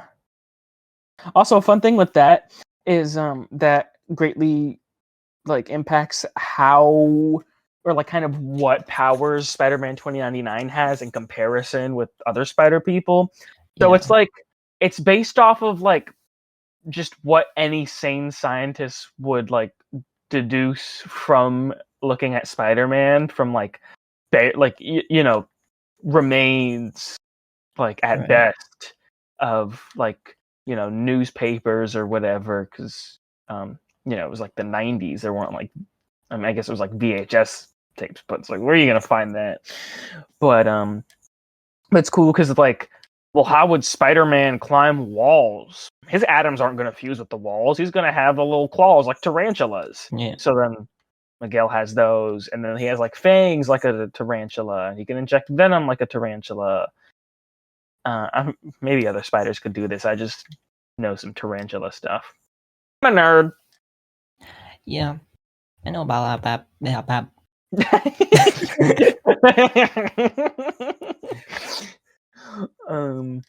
And like he doesn't have a spider sense, because how would anyone but Spider-Man know Spider-Man has a spider sense Did if you they're just know researching him? there's I think there's a tarantula species and a frog species. Oh that yeah, they're like buddies. They're like a symbiotic relationship. Is it a frog?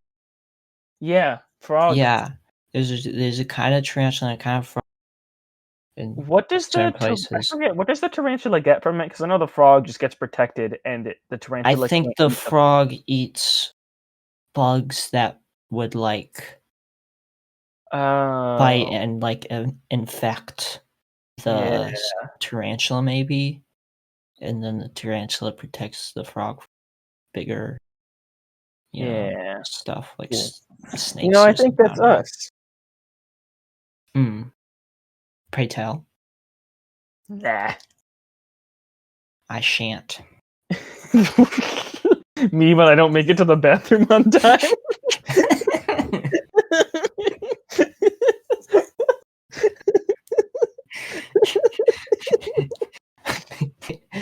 Me when I feel like I gotta go to the bathroom. Pray tell. I shan't. What are you even talking about? Oh, Spider-Man's powers. Oh yeah, and like he doesn't have a spider sense, but he has like enhanced vision, which also makes his eyes sensitive, so he's got to wear glasses. I remember seeing like someone on Twitter mention that like when they were younger or just less knowledgeable about Miguel, they looked at his mask and assumed that he couldn't see through it, and that like he used his spider sense, kind of like how Daredevil's radar sense works. And that's not true, but that's a fun idea. That happened one of the few Spider-Man issues I've read.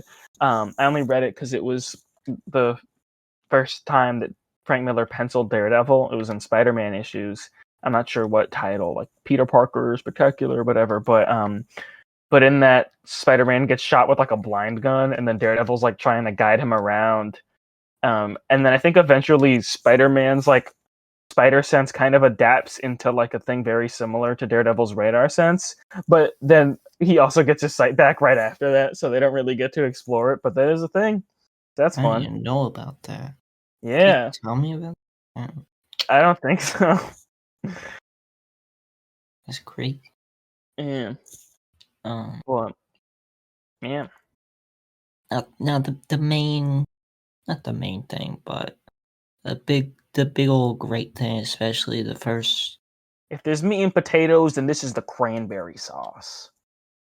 I never had it, but Me it's the neither. family stuff. It's the family stuff. I know. No, the family stuff. Oh, I thought you meant like Yeah. on the like in the No, Thanksgiving dinner. no. Oh. No. Ding, ding, ding, ding, ding, ding. Yeah. Honor student. I'm gonna stop with the honor student thing. You can keep going. It's fine. Honor student. I'm not insulted by you mentioning my status as an honor student in sophomore year. Yeah. The family. um. the world, all that stuff is great, but the family stuff, kind of drama, especially in probably the best issue of the run, being issue 10, Oh is yeah. is that's the meat Built and on it. potatoes. It's not the Yeah. cranberry, Yeah. it's the meat and potatoes. Well, but of that issue, yeah, but like I don't you were trying to say it wasn't the main I didn't even know what you were going to talk about yet, but you were saying it wasn't the main Mm, thing. So I was like, well, if it's mm, not the main thing, then it's not the meat and you gotta stop potatoes. So trusting my words. okay. Um, yeah, there's just a bunch of at a certain point, it gets a little confusing with the love. I think it's a hexagon they have going. But The first especially the poly couple. I'm kidding. They're all just mm, cheating on each other. yeah. um, but everything with Miguel and his brother Gabe and his mom especially is all just so great, and just another thing of like you want to expect to just kind of have included in a Spider-Man but the future Yep. And it doesn't anymore. yeah. That for some reason it's treated as if it's like this weird like offensive thing or something. But modern Spider-Man 2099 avoids his 90s cast and crew as if it were the bubonic plague. Mm, I'm really and we can get to more thoughts on it later, but I'm really hoping Beyond the Spider-Verse changes yeah. that. Yeah, for sure. Um, but yeah, and then I really love, you know, I think honestly probably like the highlight of some of the post like 25 issues are the after issues, kind of short Yeah, the stories. young Miguel O'Hara. Yeah, recounting Miguel and his stomping grounds. Yeah, Uh, and his like indoctrination to the corporate world. yeah, and Because they just pick kids, like they pick children off and then turn them into their corporate slaves. yeah, for him specifically, it's uh has reason uh for a spoiler. Do we want to say the thing? Um, huh, huh. I don't think we have to. I don't think we have to. Yeah. So some interesting family dynamic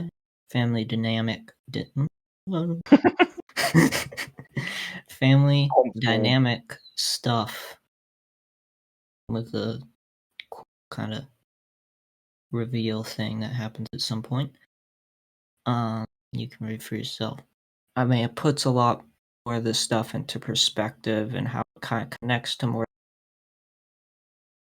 corporate stuff and almost like themes of like generational trauma, sort of kind of like coinciding with like an anti-corporate message that's very interesting.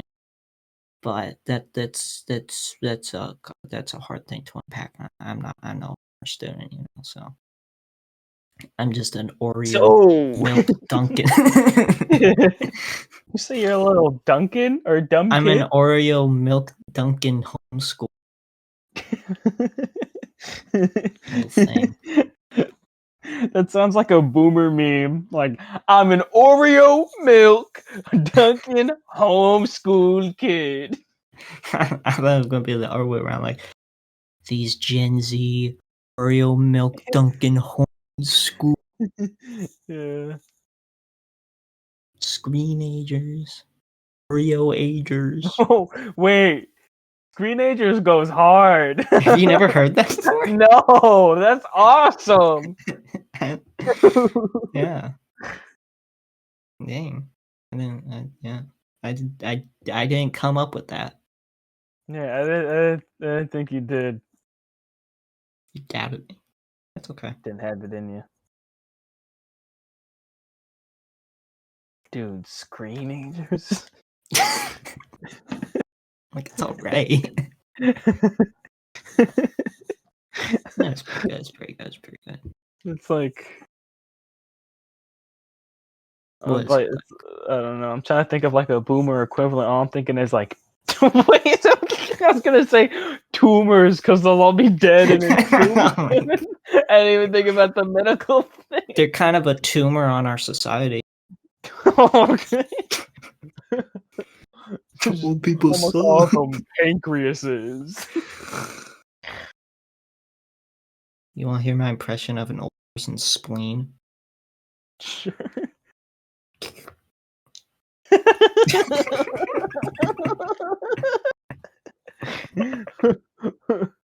don't even know what a spleen is. You want to make spleen noises and I'll make old person noises? Okay. Okay. What were you two doing on the sleepover? Huh? No.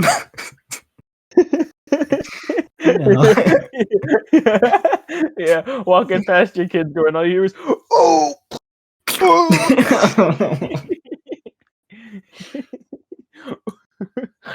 Wait, I forget. The other day I was in my house and I saw like this Dr. Seuss book we just had like lying around and I forgot what it was called, but it was something like Danny and the Green Oobleck. Oh yeah. Maybe it wasn't even green, it's like something name and the Oobleck. And Oobleck is such a funny word. Yeah. Anyways, family. The family stuff in Spider-Man 2099 is great, and then the love life is complicated. Like Carol likes a girl, but then his brother liked her first, and then his brother is the son of his mom. No way! Oh no way! And there's awesome sometimes. Yeah, and she's like ultra rebel girly. Nickname. Rebel girly is one thing. She's not conventionally girly. Right. But she gets her hands dirty sometimes. Yeah. She doesn't play princess.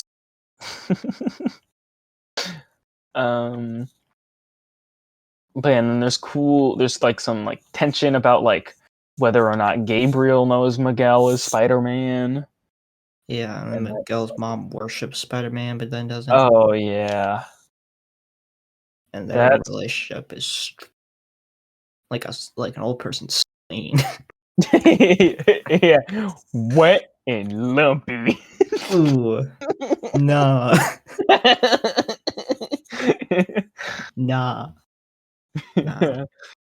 Earlier, I was rewatching Eddie's video on the Metaverse Village, and he's joking about how like if your brand changes its name to a cool name, then all the problems originally like known with it are different now. So like Facebook is now Meta, and then he says, and that's why he's repeatedly been messaging OJ Simpson to change his name to Blizmo.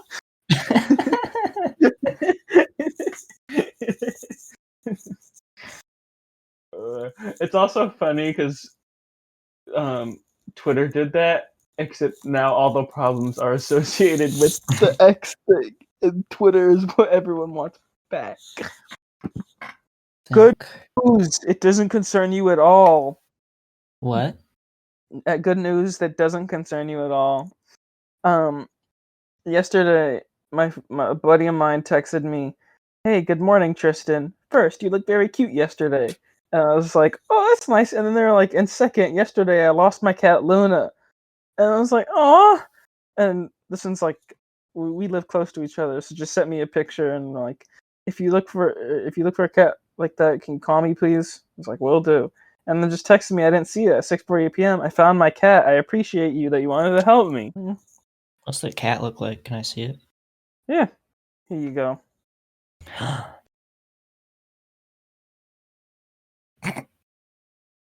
Okay. Sorry. Okay. I was gonna say something meaner, so should have stayed lost now. I don't know. It's a nice cat. I met that cat.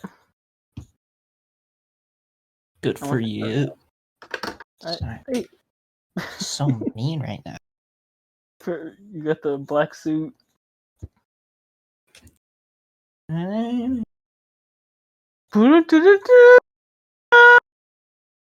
Meow meow meow meow meow. meow. Is that meow? Yeah. Meow meow meow meow meow meow. That was funny. Meow meow meow meow meow. Yeah. Meow meow meow meow. Meow meow meow meow. Meow Croon. meow. Meow meow meow meow meow. In 1920s. Get your croon off, Jebediah. I don't know. Bartholomew. I know. There's like the Bully Maguire memes, and then there's obviously real present problems. But I really like a lot of Spider-Man 3 stuff. That's my favorite. Genuine. Yeah, like so much of that, like just like in parallel with Spider-Man 2, like Raimi Spider-Man spoilers. Like Spider-Man 2, he has to he like chooses to confront Aunt May and tell her that like he at least feels that he was directly responsible for Uncle Ben's death. And then in Spider-Man 3, he has like an evil version of the talk where he's like, "Hey, Spider-Man killed Uncle Ben's killer." And she's like, "What? Spider-Man doesn't kill people." Like that. That's awesome. Also, just the way it's shot when he tries to kill Sandman, like when he's like pulling the bolts out, and it's like, Oh bing, my god. bing. Yeah, we gotta rewatch those because, like, Yeah, I'm sure I mean, I didn't love them. I yeah, liked 3 quite a bit, mainly with Sandman, but I'd probably like them more now. yeah, yeah. I don't know if I'll love them, but I really like them. Especially Spider-Man 1, I think, is my favorite. But beggars can't be choosers. and no hot take. The Spider-Man movies are they're okay. I don't think they're terrible. I don't think that's too hot of a take. I feel like people hate, especially 2, and I kind of like 2. I don't know. Yeah, maybe because I'm more on like comic Twitter, so I feel like general audience. Yeah, Yeah, like I don't know. It's just like I think 2, especially just like Gwen and Peter, just real great. yeah. I also just Andrew Garfield, great Spider-Man. Yeah, I mean, sounds a little silly, but I love it. Yeah. Could be a Spider-Man or a woman. No way to know Yeah. for sure. I don't know. I think it's we'll never know. Actually, Sorry. I saw a fight like I saw I saw like and I can't blame him, but like I just saw like a funny wait what even I think it was a thing of like it was like a meme with like sad music, but it was and the caption was like when someone asks what happened to you and your best friend that you're not friends with anymore, and then it's the it's the clip of Andrew Garfield Spider-Man climbing over like the railing and going, "That's a question," and it's supposed to be sad, but he's just silly. Yeah, some of that stuff is like just the best. Like in that movie, like when Spider-Man, it's like the montage of like him like having stopped crimes in different ways. So he has like one scene he has like chicken feathers all over him and stuff like that, and he's like sick and has to stop like a bodega robbery, and he has like Yeah. clothes over the Spider-Man suit. And that suit's just like best. The Oh, Raimi yeah. suit's obviously incredible as well. Like that's the second movie. I don't hate the first movie suit. Yeah. The first one especially, it's like, Raimi's movies, fairly timeless. Like they're obviously like early 2000s, but they're not like, they don't scream it. Main Spider-Man 1 screams early 2010s. Like they put like Yeah. day and night.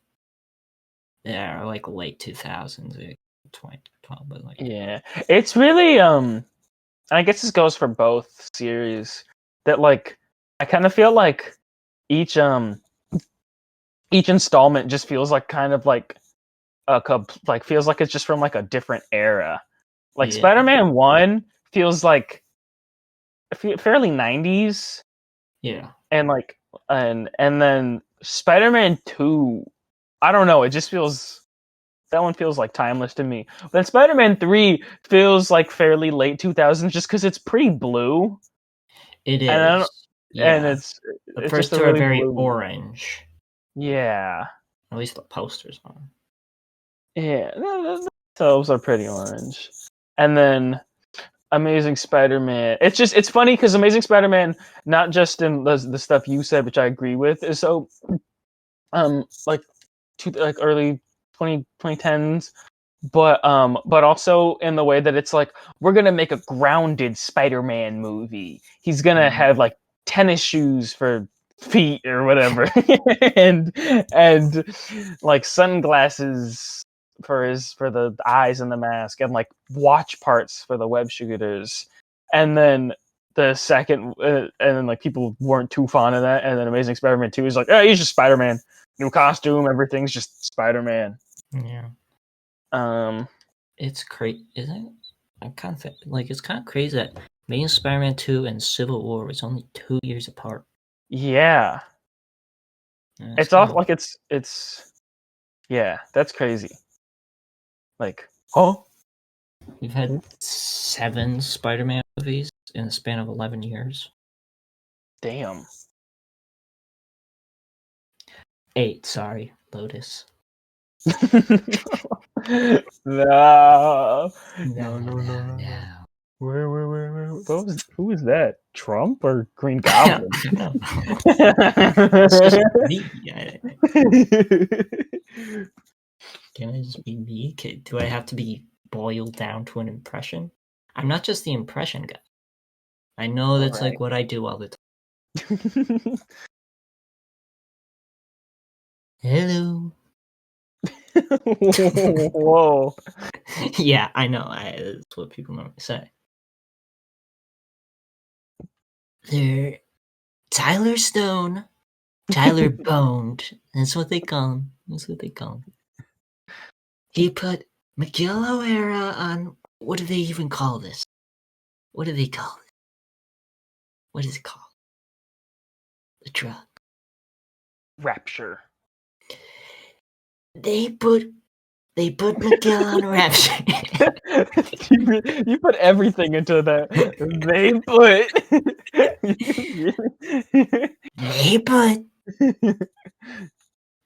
They put him on Rapture.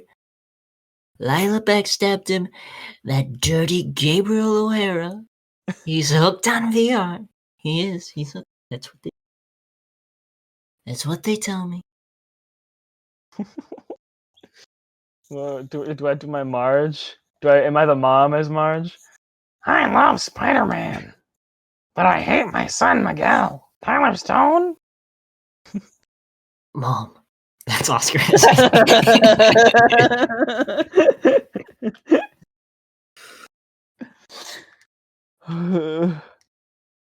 Mom. Mom. Now in issue 5, like 5 through 7, are really incredible because Miguel, he gets thrown down to the lower level and is confronted by this kind of future Vulture, who is one of 3 like already Spider-Man villains that's like get their own Yeah. versions, and they don't have another one.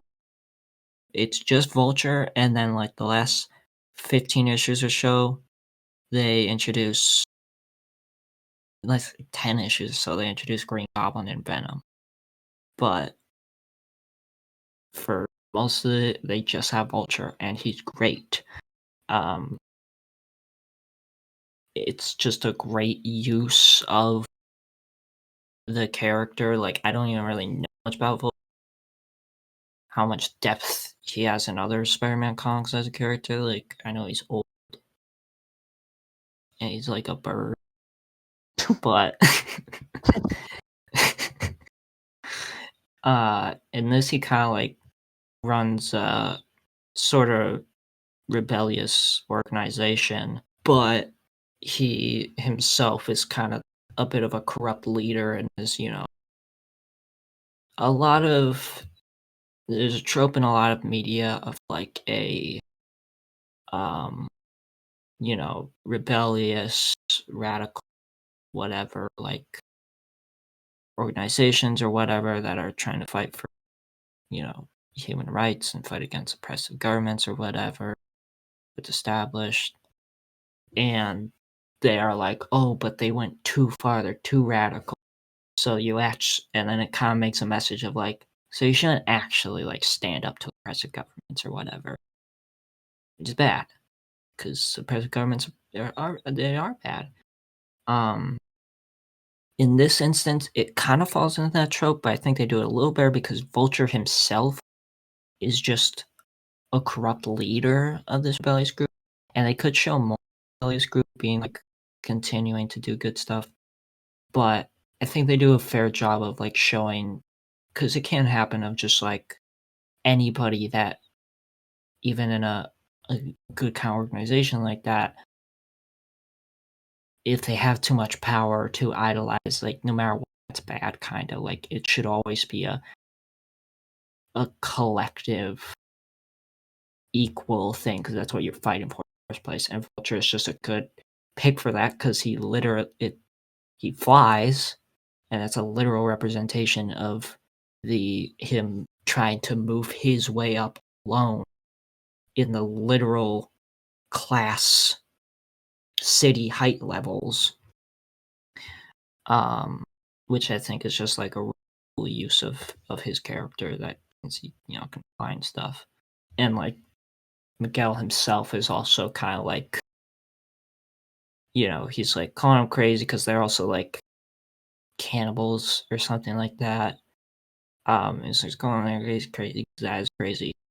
But like our stuff of like Miguel kind of being like clearly shown in the text itself, like incorrect about like how they're wrong. He's correct that Vulture is kind of crazy, but I don't know. It doesn't feel like a complete diminishment of the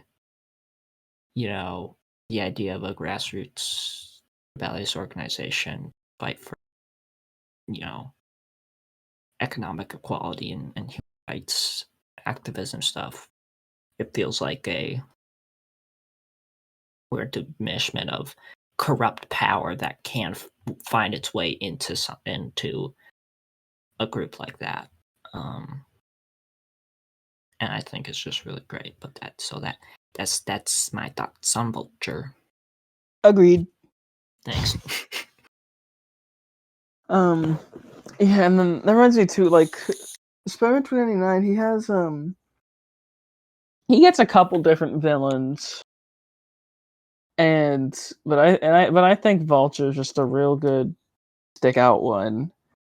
Because he has like Venture, like the Specialist, Discord, and like other guys, but they like and I don't know. I mean, I guess it goes for Vulture too, but a lot of them just like really like they don't get to do too much.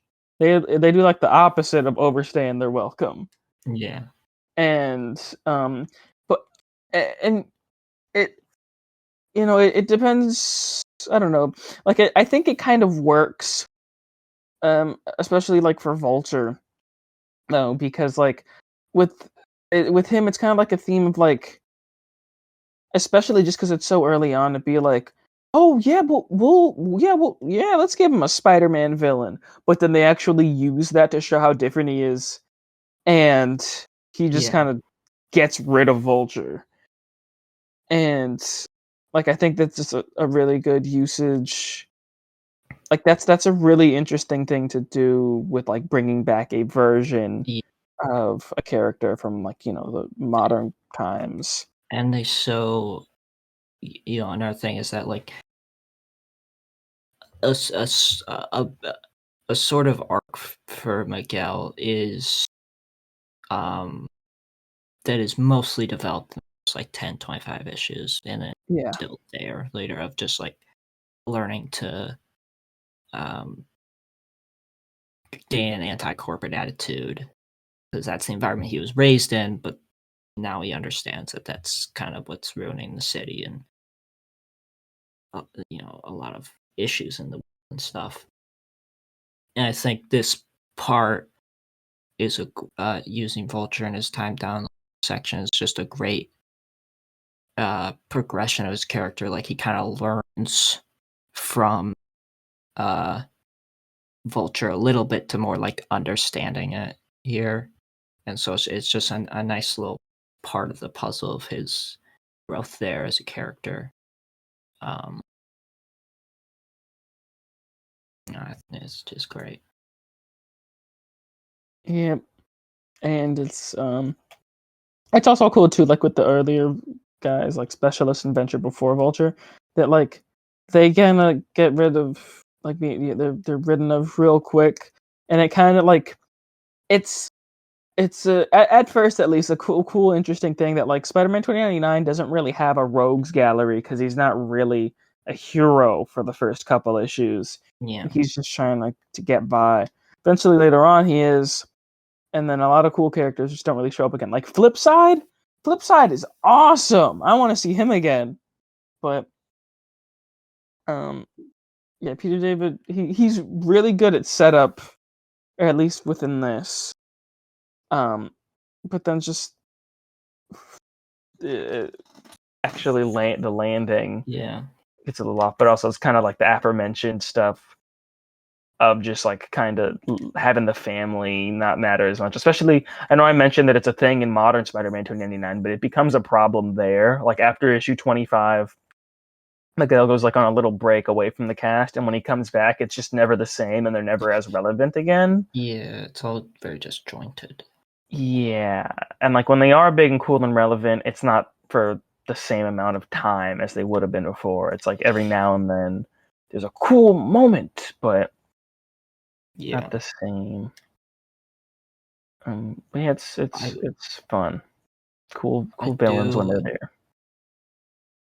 know that this is a possible a rare disagreement moment. Not really a disagreement. I just don't really remember it that much, but like, what what do you like about Flip Side of? Because like I don't remember being that intrigued by his I character. don't think it's like he's like crazy. I just think he's pretty cool, and then the end like has him come back, and then he just never shows up again. Oh, okay. I guess just more because they tease them coming back, and I don't know. I like him looking at Spider-Man 2099 and then trying to scan for a hero and scanning both Spider-Man and Venom. I think that's just Oh fun. yeah, yeah. Hmm. I He was think just that was just silly, also in the middle of like first not kind of arc that great afterwards. stuff. That Yeah. like stuff surrounding him was just kind of boring. So I Oh, didn't. also his suit. I just really like his His suit suit. is cool. Yeah.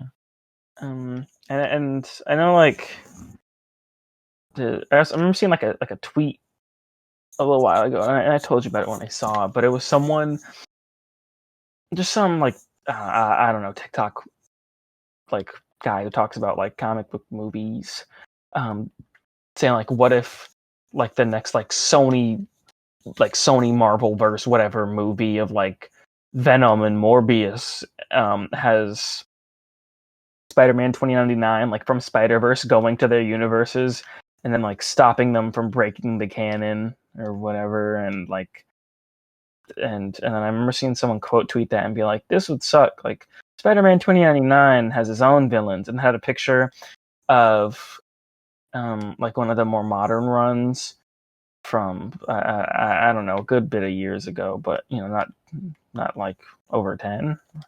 But and it was a cover of like Spider-Man 2099 with like Sinister Six 2099, and then like in the comments they were like, I just wanted to show off Spider-Man 2099's cool villains.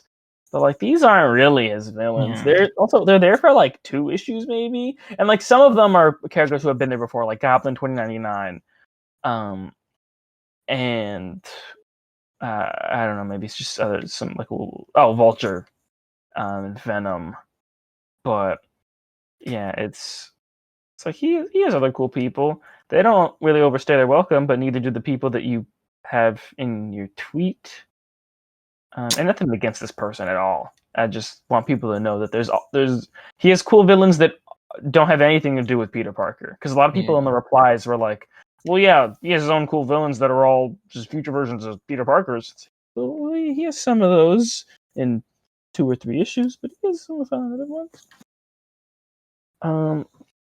Also, I don't like that white suit that he gets in the third Peter David run, but the second modern run. I also don't like that like I don't know, the design I'm just not a fan of, but like just its existence, like it's its use, because it's like it's made from like Peter Parker, because he at that point he has like Parker Industries or whatever, and I don't think it's like a cool like natural evolution from Miguel to go through like this random Day of the Dead costume just he had lying around to like something he's actually made for being Spider-Man, except I think Peter just makes it for him.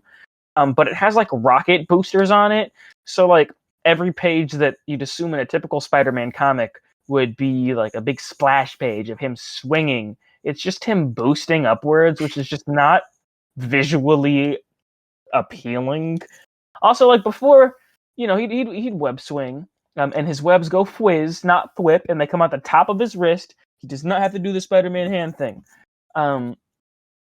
But he also had like a cool web cape on his back, and he could like glide. Yeah, it's I think much cooler traversal than flight. It's not my It's cup of just tea. kind of wild to like wanna do it. Like you have the coolest suit like ever. Yeah, You don't want to just keep using it yeah. and like Mm. full redesign. Yeah, Like it's also just annoying too, because like that, like I love the Spider-Man 2099 suit, the original one, because it's just so simplistic. Like, yeah, when it comes to me in future stuff, I like some clunk with my technology. And that's really it. I like Star Wars technology is cool. Jack Kirby technology is cool. Not, I wouldn't say clunky, but just very defined. But when it comes to my costumes, it's like, no, I'm good. You don't gotta have it be too crazy. Like it's from the future, see? It's like, no, it's fine. Like even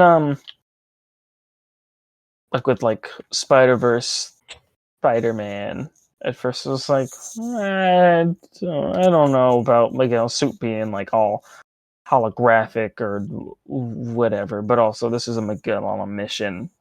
Like, I don't care. I think that's a better version of the natural evolution that he would have to wearing a suit that isn't just the random Day of the Dead costume. they better show in the next movie that comes out in a decade more of the red like holographic cape thing that Yeah, we he only has see that. for a millisecond. Yeah, come on. And he gets like the web like armpits, but no, I want to see the cape. Yeah. But should we transition to talking about the movie then? Okay. I've been rambling. What are your feelings, just general?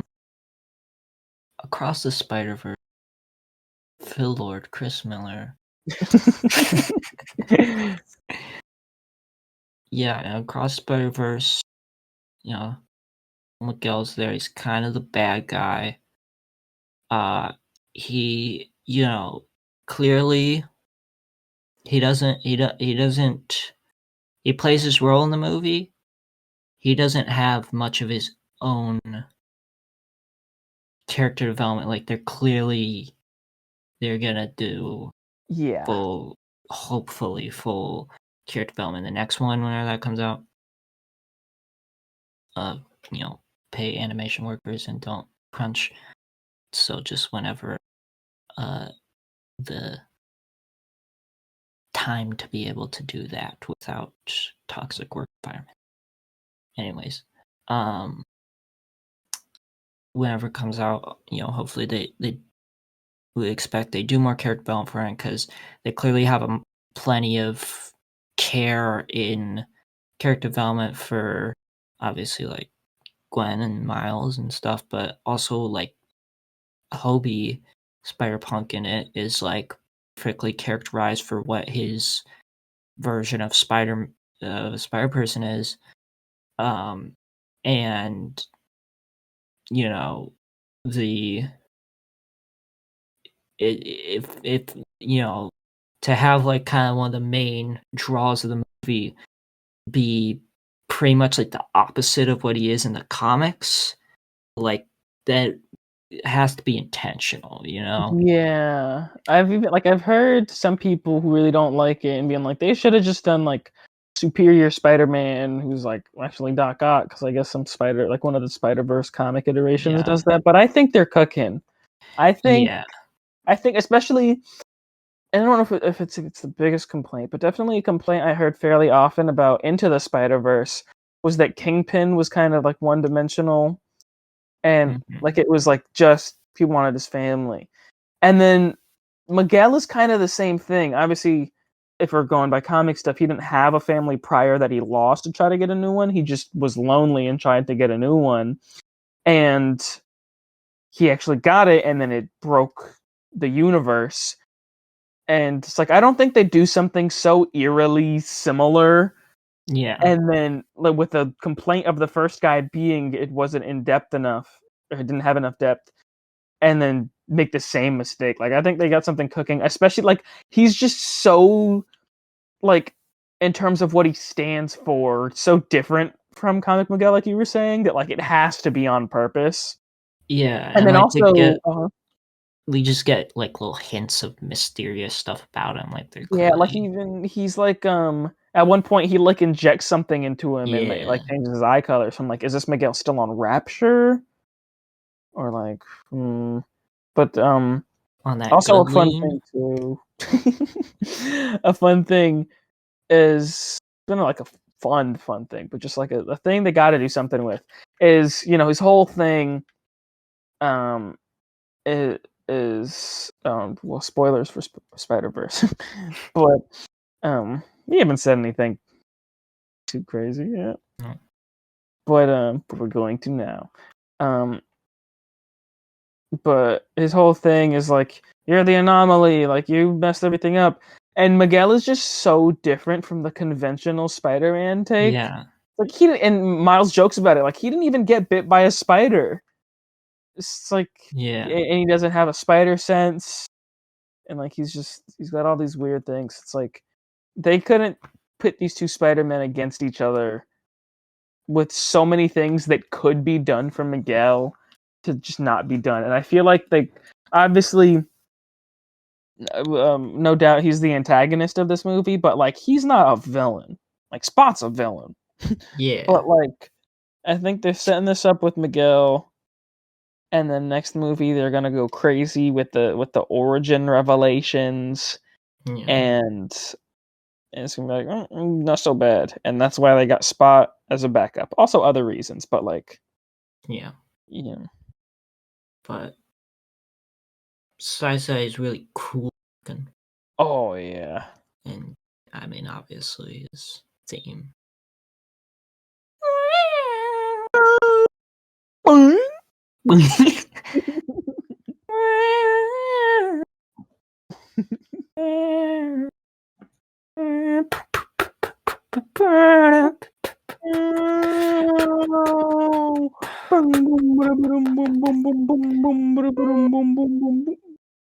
You can keep going. You get the idea.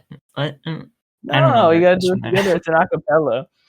It's like it does like the boom boom boom boom boom boom boom boom boom boom boom boom. I never get that far. Boom boom boom boom boom, and then it does that, and then it kind of gets a little crazy. But what really matters is the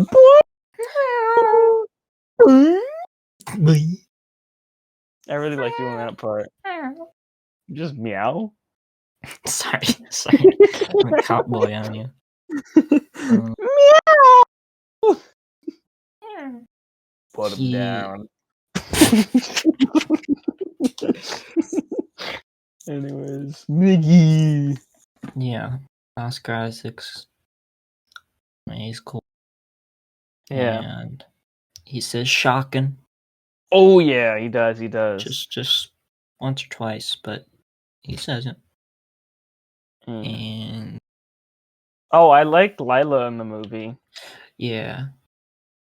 She's very very different, but I think it's a fun way, and also like I don't know, more appropriate for the time. You know, like, Snapchat filters. Screenage yourself. Man, I remember seeing someone complain, and again, no hate to them, but I just seen someone complain, or not they complain, but just their reasoning for the current like the movie Lila design being better is that the comic one feels dated. And that's the point because she's based off of Marilyn Monroe by an ex of Miguel's who is obsessed with the past. And has a giant yellow Marilyn Monroe tattoo on her belly. Yeah. Which is a choice. You can probably just put on and remove tattoos. It's $20.99. But be real. But yeah, I don't know. I think that's a good choice for Miguel in his world because it's like with the kind of like comedically like not the brightest Lila. It's like, well, I don't know. He kind of already views everybody else as like stupid and annoying anyways. So like to have someone who's always kind of there to like constantly like jokingly like I don't know rival against his ideas or like just like bully him, I think is really good. So it's like he's fun when he's being annoyed. Me to a dog. Okay. Cowboy, he doesn't like me being pet. When what? Cowboy doesn't. I mean, he like tolerates being pet. Uh-huh. He's like, let me lie here and be old. I don't think my dog Zoe really likes being pet either.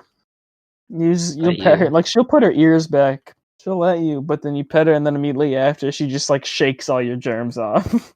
Yeah, I finished petting Cowboy and goes, gotta take a shower. He says that. He starts licking himself clean. That's how desperate he is. Sometimes. But yeah, Lila's fun. People are weird about Jessica Drew in that movie. She's cool. Yeah. She's cool and she's fun and she's fine. Lego Spider-Man's cool. Oh yeah. We just talk about all the Spider-Verse. Also, and I know I talked to you about this, but I remember seeing someone saying that like Jessica Drew Spider-Woman being pregnant didn't add anything to the movie, as if it's not a major theme of like having children and wanting a family and being honest and open with your family. It's kind of like the point of the movie, man.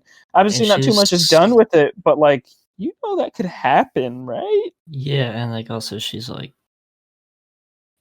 kind of following Miguel, but like you could definitely see her switching sides.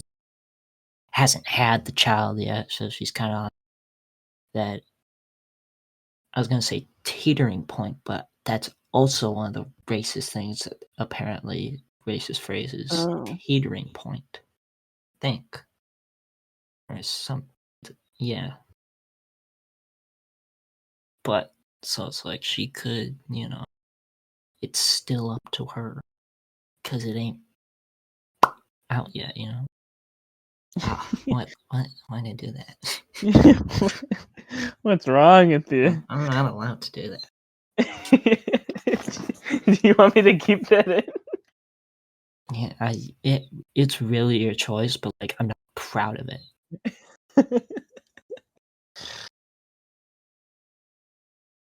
Well, I think that's pretty good. The noise you made about No. I'm proud. Mhm. I think that's good, and I think it's also Way past bedtime. 12:30. Yeah. Yeah. What's something we could do to make this spooky? Because it'll be our Oh. Halloween. Oh damn.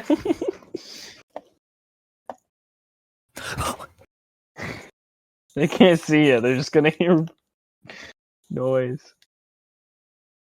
Imagine your worst fear. It's behind you. Okay. Dying alone. It's right behind you. Dying alone called. It wants its dying alone back.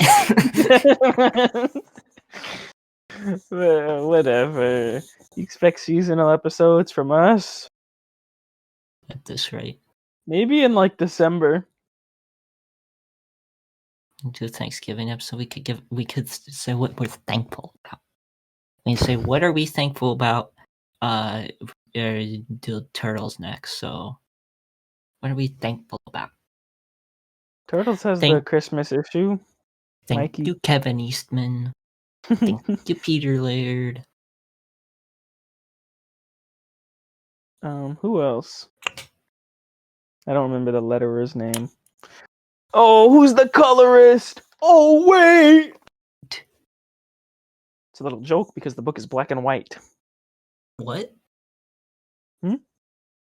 I read the color. The whole time you're talking about this inking stuff. I'm looking at green.